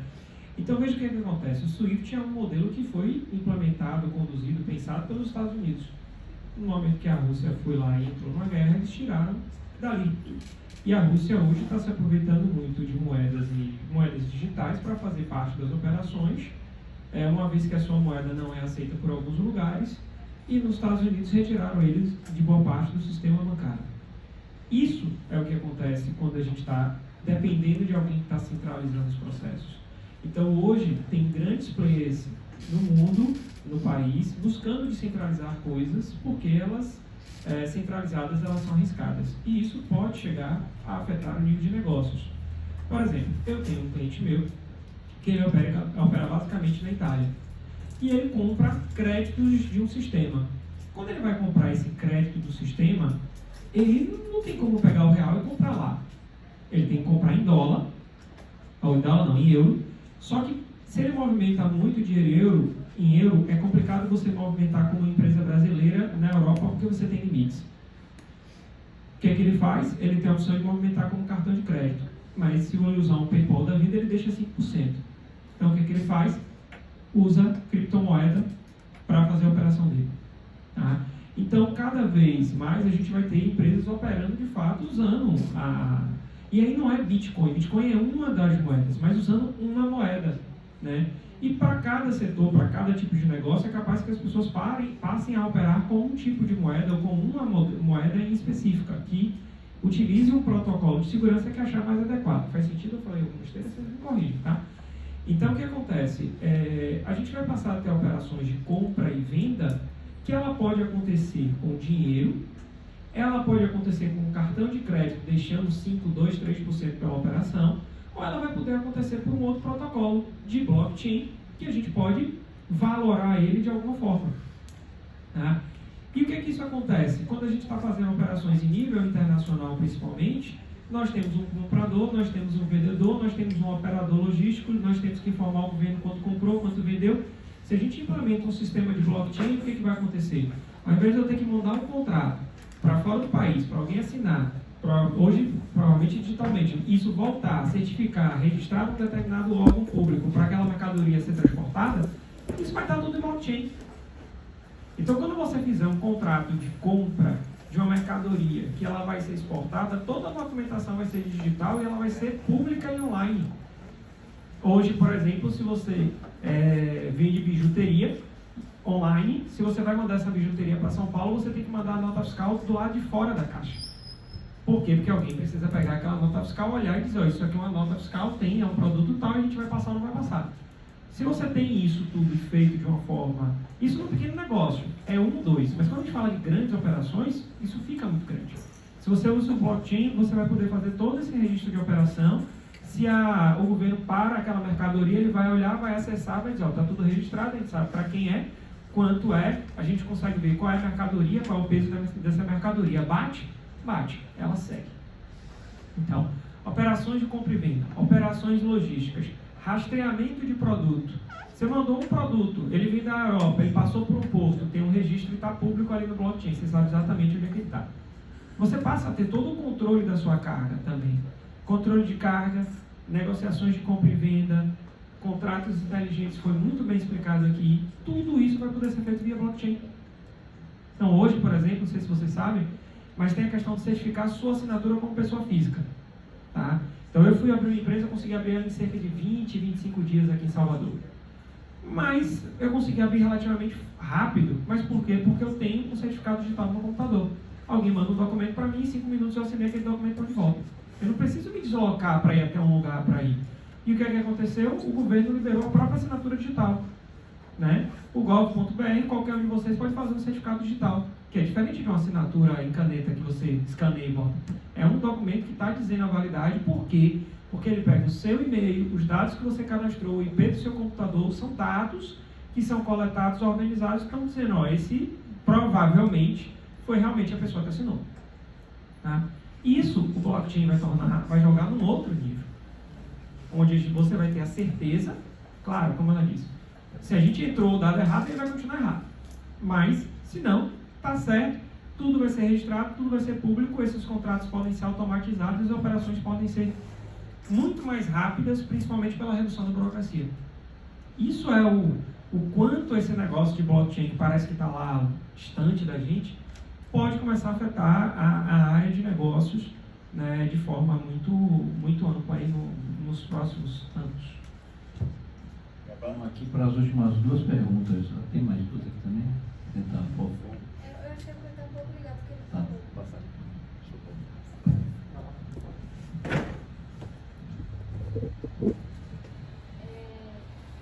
Vocês falaram muito sobre os benefícios, né, que a blockchain traz. Eu queria saber um pouco quais os riscos que podem trazer futuramente, ligados a... Porque eu vejo muita independência, né, de todos os órgãos, das pessoas. O que pode trazer de malefício? Quem gostaria de Essa eu tô fora. Eu queria Eu vou responder essa, viu, Glória? qual é a linguagem do blockchain para o público, né? E se vocês poderiam até sugerir alguma base pública para que a gente possa já se familiarizar, né? Como seria a leitura desses dados? E eu também queria perguntar ao professor Marcelo quais seriam os planos de carreira, o que tem de novos cargos para quem é da área de negócio, né? A professora Fabiola até colocou a questão dos analistas de negócio, criando estratégias, né, para que não tenha fraudes e tudo mais, para que a gente consiga amarrar bem esse processo. São as minhas duas perguntas. Quem gostaria de começar? Então, como toda tecnologia, ela não é nem boa nem ruim, depende do uso que a gente faça dela. Então, já teve muito, o blockchain quando começou, o pessoal falava muito que era para narcotraficantes, tráfico de pessoas. Existe, mas também existe o dinheiro real, o dinheiro vivo o pessoal também faz transferência pelo Swift também. Então, acontece. Uma coisa que também tem um impacto grande e já está mudando é o impacto da quantidade de computação de energia que se gasta para minerar. E já se está mudando de tecnologia, já as novas redes, as novas redes que chegaram não trabalham mais com essa tecnologia de mineração, que chama Proof of Work. Precisava muita força computacional para validar um bloco, então está mudando para Proof of Stake e outras tecnologias que não precisam de tanto esforço computacional, então não consome tanta energia, porque realmente era energia demais, era bastante poluente. E os riscos sociais, né? Golpes já existem diversos, aqui no Brasil já teve vários, mas é realmente uma tecnologia muito segura e que o que está trazendo mais benefício do que coisas ruins. Teve aqui também. Você acabou de responder tudo? Respondeu? A sua não, né? Então, falou linguagens. A linguagem para o público, né? Como eu vou visualizar um dado, por exemplo, que a gente tem um público. Então, para você ver, por exemplo, as movimentações da... Se tem uma linguagem específica, não, ou ele funciona como sites normais. Então, por exemplo, eu sou da CoinMarketCap, então a empresa ela acompanha todas as movimentações que existem no blockchain. Então, lá você pode entrar no site normal e você pode ver quais são quantas moedas tem hoje, por exemplo, quantos tokens diferentes, hoje tem em torno de 20 mil, quase 20 mil. Você pode ver todas as transferências, os contratos, você pode ver até a programação que foi feita de determinada moeda. Você quer ver a programação do Ether, da Ethereum, você vai entrar lá e clicar no contrato e você vai ver o programa que gerou a moeda. Então, é público, bem tranquilo, tem ela, chama CoinMarketCap. Eu vou deixar, você tem como anotar? CoinMarketCap, tudo junto. Também tem Etherscan, que ele te permite você ver todas as movimentações que tem, sabe? Quanto foi movimentado de Bitcoin, quanto tem, você pode fazer pesquisas. Sabe quais são as maiores carteiras que tem Bitcoin? Quantas movimentaram Bitcoin hoje? Quantas tem? Então, dá para brincar bastante e ficar sabendo muita coisa. E o melhor de tudo é que todas elas têm muita informação para você entender o blockchain, para você se educar, para você poder se beneficiar. Porque a ideia é que quanto mais pessoas aderirem ao blockchain, mais rápido ele vai se tornar uma realidade na vida da gente. Então, nessas plataformas todas você vai encontrar muita informação assim, para você virar craque lá e saber tudo que você precisa, não só para usar, mas também para criar uma carreira dentro do blockchain. Ela fez a pergunta da profissão. Vou te responder rapidamente, eu não sei te dizer, tá? Nunca pensei sobre isso, nunca li nada sobre isso, mas profissões, a pergunta dela, né? Profissões que, por exemplo, administradores poderiam começar a estudar aqui para poder ver. Na área de gestão realmente eu não conseguia. Em direito hoje isso é forte, a LGPD é uma área realmente de estudo muito forte. Tem a parte da programação para entender as tecnologias, mas em negócio eu não conseguiria pensar de imediato. Porém é o seguinte, eu cheguei a investir em Bitcoin, tá? Pouco dinheiro, mas devo aprender. Acho que o legal às vezes é o aprendizado. E uma das coisas que o Bitcoin gerou, acho que de melhor resultado para todo mundo foi o seguinte. Antes do Bitcoin, entender gráficos de ação era algo que era muito restrito, poucos cursos e muito caros. Quando o Bitcoin veio, ele jogou isso tudo no YouTube e todo mundo começou a ler gráfico de moeda, candles e por aí vai. Então, hoje, se você procurar na internet, você consegue verificar toda a movimentação que ela está te contando, tá? E existem vídeos no YouTube que diz como você fazer análise gráfica, porque, por exemplo, Bitcoin, se você está investindo, está no Binance, por exemplo, você sabe que tem tanta movimentação, o volume de mercado é tanto, que tem várias ofertas previstas com valores, então você sabe que tem alguém querendo comprar 10 a 10 mil, exemplo, e tem outro que quer comprar 10 a 10.001, então você consegue ver tudo isso previsto e a partir disso você faz o seu lance, vamos dizer assim. Então, talvez a parte de análise de negócio, análise de movimentação, análise de contrato, um pouco na linha de Big Data. Mas eu estou aqui supondo algo para não te deixar sem resposta total. De fato, eu não conheço. A professora vai falar um pouquinho. Contar mais sobre os profissionais. Qual que é a tua área? É negócio, é business? Eu sou formada em gestão financeira e fiz MBA em finanças e banking. Finanças e banking? Isso, aqui na Unifax, as duas. Você não está ainda na blockchain? Não. Você tem que estar. As DeFi, as finanças descentralizadas, já chegaram e já é uma realidade. Todo esse mundo de finanças, hoje a gente está tendo uma disrupção. A gente está tendo um momento bem específico, né, gente? A gente chegou, está terminando a pandemia e vai vir uma recessão econômica aí brutal, né?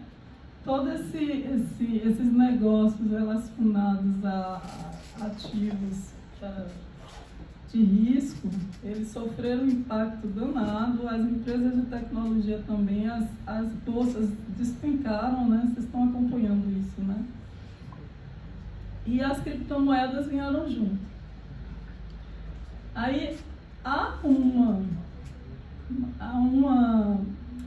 expectativa do pessoal que está investindo em empresas da Web3, e todas essas empresas vão ter ativos, tokens, que representam seus negócios, e aí o CoinMarketCap tem tudo lá, é fantástico.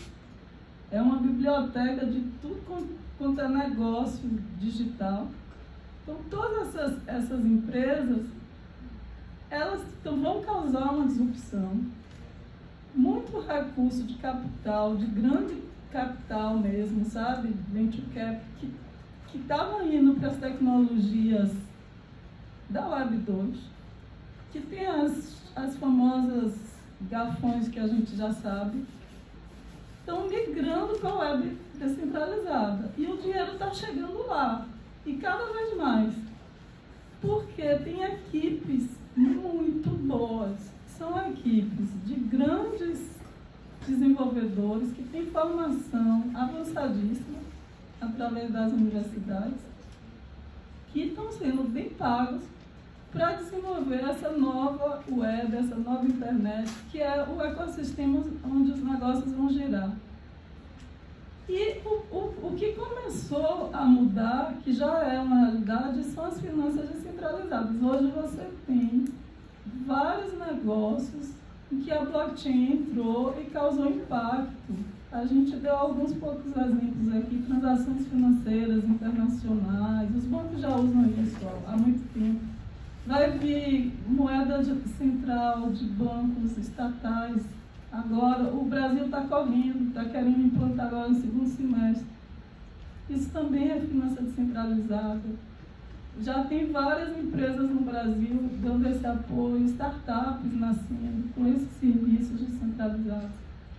Você fazer as exchanges, que é troca de dinheiro, de forma descentralizada, você já tem empresas descentralizadas fazendo isso. Tem uma empresa famosa, a FTX, que é uma exchange descentralizada. Olha só que coisa fantástica. Para você pedir empréstimo no banco, é uma tortura, né? Porque você tem que provar tudo que você tem. Até o que você não tem. Até o que tem. E você muitas vezes não consegue. Existem muitas pessoas que não conseguem ter acesso ao sistema de... Você sabe disso, né? O sistema bancário tradicional é muito difícil você ter, até uma conta corrente às vezes. Agora não é mais, só que você tem riscos de segurança. Bancos digitais têm muito risco de segurança, mas até conta bancária você tem um monte de burocracia, às vezes tem que dizer os bens, imposto de renda, não sei o quê. As empresas descentralizadas te oferecem empréstimos diretos. É você, alguém quer emprestar,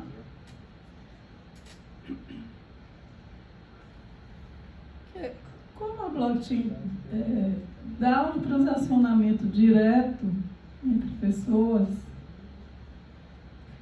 através dessas empresas, você vai ter um pool de pessoas que querem emprestar e de pessoas que querem receber.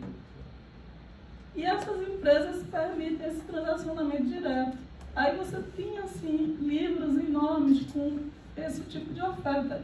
E você só precisa ir lá, se cadastrar com sua wallet, e você diz, não, eu quero 100 mil reais emprestado. E você vai ver as taxas claramente lá, que você vai pagar, e você faz esse transacionamento direto com quem está ofertando as criptomoedas para que esses empréstimos sejam viáveis. E você pode pedir empréstimo de, eu falei 100 mil reais, mas poderia ser 10 reais. No caso, é tudo em dólar, né? Porque a gente ainda não tem acesso tão tranquilamente aqui. Mas aí, se a gente fala das profissões, gente, tem que se especializar nesse novo mundo, qualquer que seja a profissão. Né? Hoje, a gente tem essas informações todas através das criptomoedas, mas eu tenho acompanhado um pouco esses trades que viraram assim, os especialistas e que, através do YouTube, né, eles estão...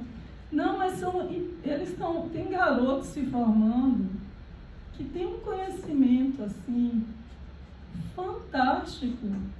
Você segue esses meninos e que já tem as empresas e é uma coisa super séria.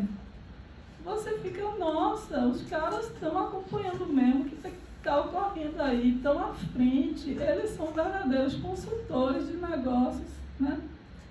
E você vê que tem um ecossistema que gira em torno, que você poderia estar inserida, né? Agora, falando em outras áreas, a área de direitos, gente, é porque assim, as tecnologias foram entrando nas diversas áreas e você tem que ter os especialistas em direito digital, né?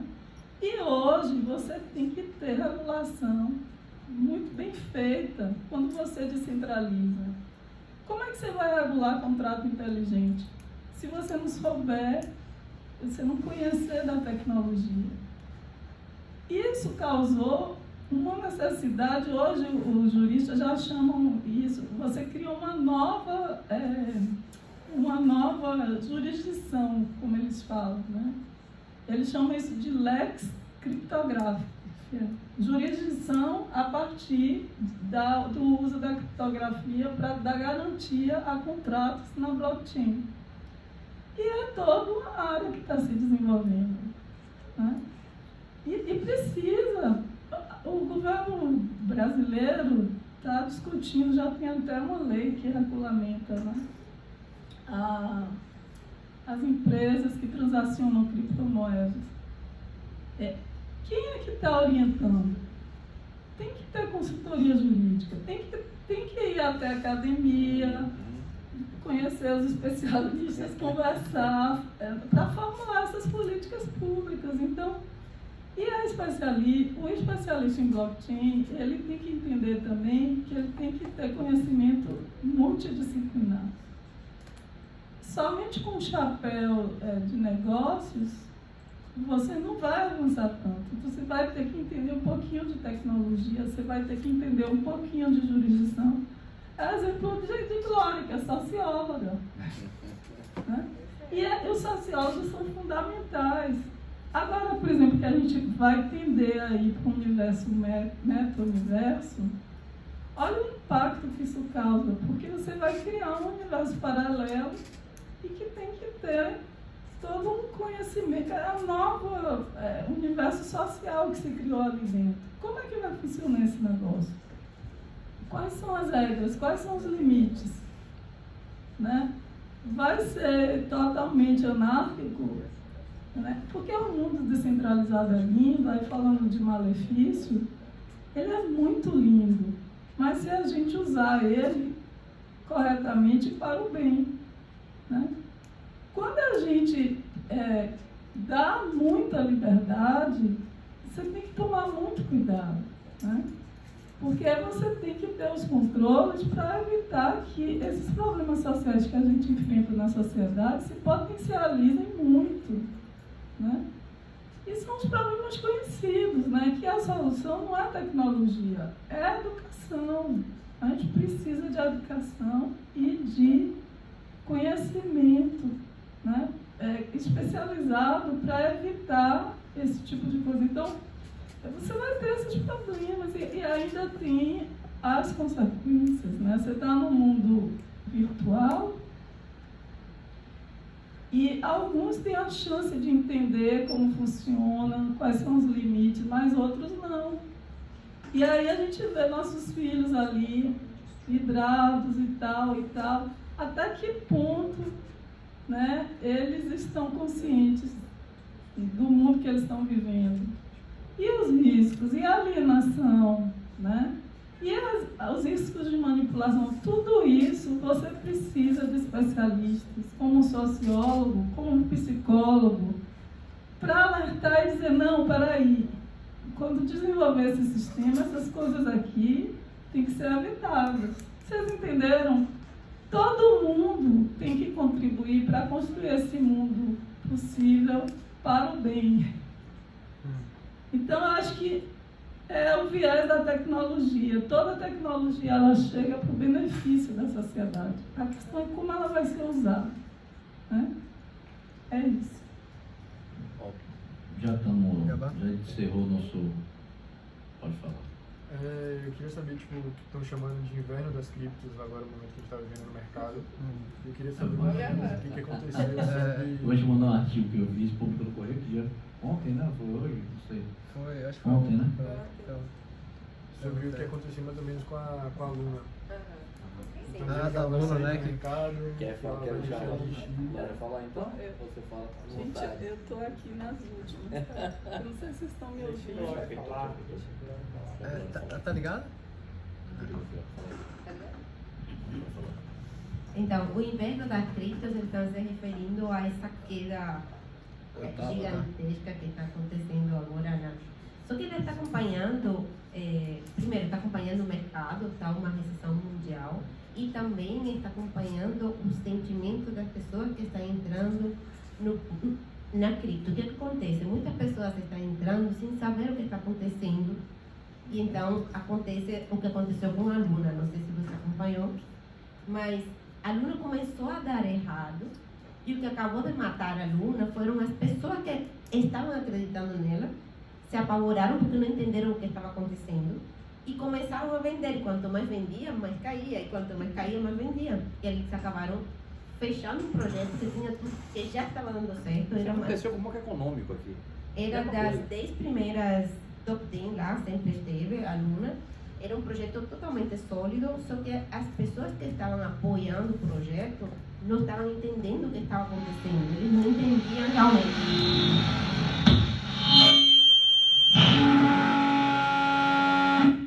Você deixou alguma coisa aí? Quando arrastou a cadeira. Mas a cadeira não está conectada, Boa pergunta. Então, pronto, eu tô falando assim. Então, o mercado, ele é como a bolsa em si. Ele vai subir, ele vai descer. O que você precisa fazer é entender o projeto em que você acredita. Tem muitos projetos que não tem nenhum sentido por trás. E eles acabam entrando e morrendo mesmo, porque era a ideia de entrar e morrer para as pessoas inescrupulosas que criam projetos também para pegar incautos que não sabem o que está acontecendo, que não foi o caso da Luna. Luna era um projeto bem interessante, bem sério, mas é normal, ele vai crescer, vai subir, vai cair, você precisa realmente conhecer o projeto em que você está investindo e você vê isso no longo prazo. O blockchain é uma coisa muito nova, então tudo está começando, as pessoas estão começando a se adequar, estão começando a entender. Está no inverno, mas depois do inverno vem o outono, e depois outono não, primavera. Depois do inverno vem a primavera, depois do verão. Então ele sempre vai ter os invernos. Ele é cíclico. Que não é a primeira Exato. queda absurda do Bitcoin. Não é o primeiro inverno, vai ter outros. Às vezes até o título para vender matéria, mas Exato. o Bitcoin já caiu e já caiu Ele já forte subiu em muito outras também. vezes. Vamos lá. Ó, pra gente não deixar aqui sem resposta, o Vitor Moraes. Gostaria de saber sobre os jogos no blockchain, onde os jogadores, né, eles recebem moedas por estarem jogando. Já gostou.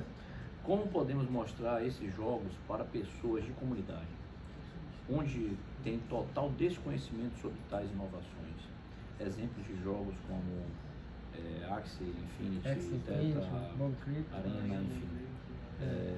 Esses jogos normalmente, nesses jogos seria isso, né? Normalmente é necessário NFT. Tanto que existem escolinhas que fornecem os NFTs para os seus alunos e os rendimentos produzidos são divididos entre os alunos e os coaches. A primeira parte eu respondo, depois o jogador ali viciado fala ali. Poxa, na diretoria de inovação, ao qual eu faço parte, na Prefeitura de Salvador, nós já estamos acompanhando e aproximando os jovens da periferia, né, levando os jovens das escolas da rede municipal para conhecerem os jogos, né? Enfim, os tipos de jogos, e dar a oportunidade, porque conhecer muitas vezes ele conhece, ele não tem a oportunidade de jogar em um computador que tem ali uma alta velocidade, uma alta performance, para poder dar essa experiência a ele. Então isso a gente está fazendo. Tá? Em relação a essa experiência, para que o aluno da rede municipal consiga ter rentabilidade, né, a gestão municipal ela não pode adentrar nessa questão da rentabilidade, né? A gente não movimenta dinheiro para dar lucro, né, para ninguém e nem para ter lucro próprio. Então, o que a gente pode fazer é dar essa experiência para que os jovens das comunidades, das escolas, conheçam, procurem se aperfeiçoar, façam essas conexões com startups, e tem diversas startups que lidam com o mundo game, para, sendo um bom jogador, ele vai ser chamado, né? O conceito desse programa que nós criamos chama Mais Conhecimento e Inovação Social, que tem por objetivo exatamente essa aproximação dos jovens para que ele possa ter essa oportunidade de conhecer os nossos equipamentos e também as experiências de inovação, né, e de profissões de futuro. Uma outra pergunta é a última, aí você pode falar agora, Rocha. Então, estamos falando aí, no caso é do GameFi, né? Ela falou de DeFi, tem os GameFi. Então, o que acontece? Hoje, de fato, é possível ganhar dinheiro jogando, então, chamado Play to Earn, né? Você joga para ganhar. E o que acontece, né?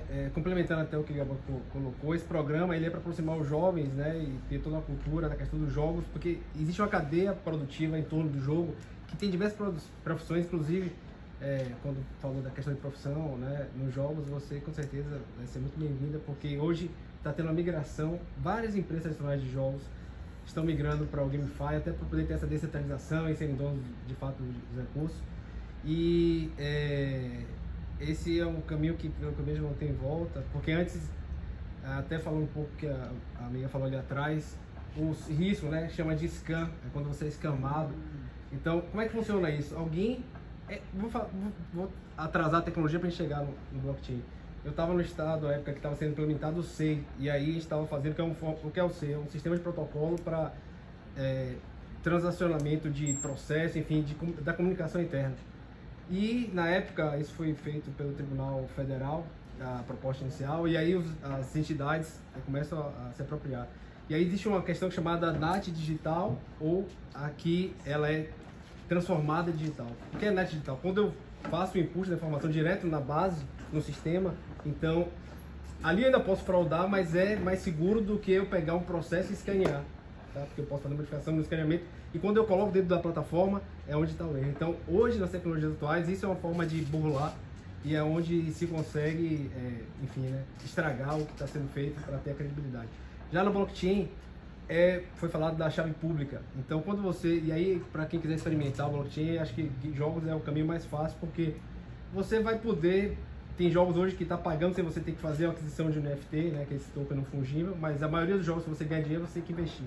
Então, por isso que para a prefeitura é delicado entrar numa ação dessa, porque é um risco. Tá? O jogo é risco, é como se fosse uma ação. A mecânica da valorização da moeda, que é a criptomoeda dos jogos, é muito similar, só que ele, até então, esses especialistas em gráfico, né, que foi citado por Marcelo, é porque hoje é muito fácil você analisar um gráfico de jogo. Tem um lançamento, no lançamento você tem ganhos absurdos, mais de 1000%, que é exatamente um trade que está sendo feito ali, alguém forte que chama de baleia, está botando muito dinheiro. Aí quem vê desavisado... Tem um jogador atrás de você aí. Eu tô vendo aqui, por isso que eu tô vendo. Tô vendo. Isso, essa valeza aí da data de lançamento não é a própria corretora que faz, não? Tipo, Não. Não. Pelo Project contrário. Galaxy tem o certo horário de você comprar. Depois, que foi o projeto da Gal. Foi a última moeda que a Binance lançou. Certo, mas aí é quando é porque tem um lançamento fechado, que é o IDO, e tem um lançamento aberto, que é quando você coloca numa plataforma pública como o PancakeSwap. E quando você faz esse IDO, que é a compra inicial, ele tem um valor mínimo, mas tem um valor alto que você tem que investir. Por exemplo, naquele momento, aquela moeda no lançamento, que é uma venda fechada, que chama, ela custa centavos de dólar. Só que a compra inicial tem que ser no mínimo 10 BNBs. Um exemplo, se a gente falar da Binance, se a gente falar de Ethereum, vai ser 15 Ethereum, enfim. É um valor, ou um Bitcoin, não existe aí no jogo, mas você vai entender, é um valor alto. E aí só quem tem muito dinheiro consegue fazer isso. Aí quando tem o lançamento público, que é isso que é feito na PancakeSwap, o que acontece? Eu que comprei nessa compra privada, chego lá e fico esperando valorizar a moeda. E como é que eu faço para valorizar? Isso é uma mecânica usada no mercado de ações tradicional. Eu quero te iludir que essa moeda vai crescer. Eu tenho, a maior parte dessa moeda é minha já. Só que o que eu faço? Eu vou lá e faço uma compra grande. Aí os desavisados veem, puta, essa moeda tá subindo muito, vou entrar, começa a falar pros outros, aí começa todo mundo a entrar. Eu só tô esperando todo mundo, sabichão, entrar. Quando todo sabichão entrou, eu vou lá, eu despejo no mercado, que eu tenho um lote muito grande que eu comprei nessa venda fechada. 10 mil tokens, 100 mil tokens, enfim, que eu comprei a centavos e eu vou vender agora, na maioria dos casos, eles vendem a 10 dólares. Eu comprei a cento de dólares, certo? Eu garanti minha operação, eu nem vou entrar no jogo, mas eu vou fazer a operação. Então, quem já está jogando há um certo tempo entende que tem esse movimento. Então ninguém vai entrar nessa compra louca, a não ser que você tenha vários robozinhos para conseguir posicionar sua venda ou sua compra na hora certa, porque senão complica. Aí depois você começa a analisar o gráfico, ele começa a estabilizar e lateralizar, que é quando ele começa a dar de lado. Aí você fica analisando, beleza, andou de lado, começou a dar alguns sinais. Aí tem os pivôs, Marcelo falou ali, enfim, dos candles, dos pavis e tudo, aí você pode comprar subindo ou descendo.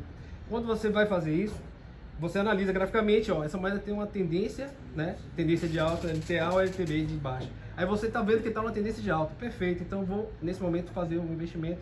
Mas se eu sou só trade, eu não vou jogar, eu só tô esperando ela subir mais um pouquinho. Quando ficar satisfeito, interessante para mim, que é como se faz no mercado de ações, eu tenho o que a gente chama de low... Stop loss, stop gain. Então, para mim tá bom aqui, eu saio, faço minha venda. Só que no jogo, existem grandes operadores, grandes players, que são tipo os venture capitals que a gente conhece para startups, que eles vão lá e botam dinheiro numa pool, né, que é uma piscina de tokens, que é você dá o que a gente chama de na credibilidade, você dá liquidez, né, àquela moeda. Quando você faz stake, você dá um pouco de liquidez, mas quando o stake acaba, pode ver que a maioria dos jogos a moeda cai. Mas a liquidez é o garantir dinheiro, então tem um fundo. Você pode ser certificado, tem o Certic, tem alguns órgãos de certificação desses tokens, e aí para você entrar no jogo você sempre tem que observar se tem isso.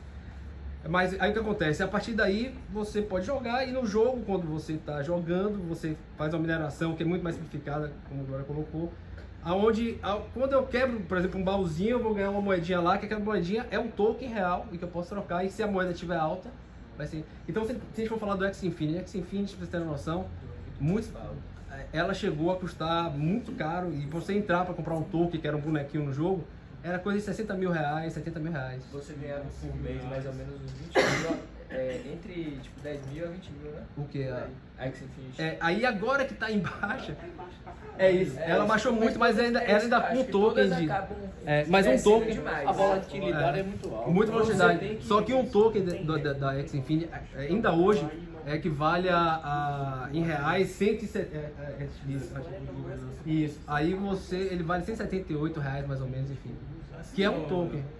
Então ainda é um valor interessante, mas quem entrou lá atrás... isso aí ganha muito. Teve gente que ganhou muito, mas quem entrou na hora errada agora não está conseguindo recuperar, que tem um ROI do... É o que acontece com vários jogos de NFT.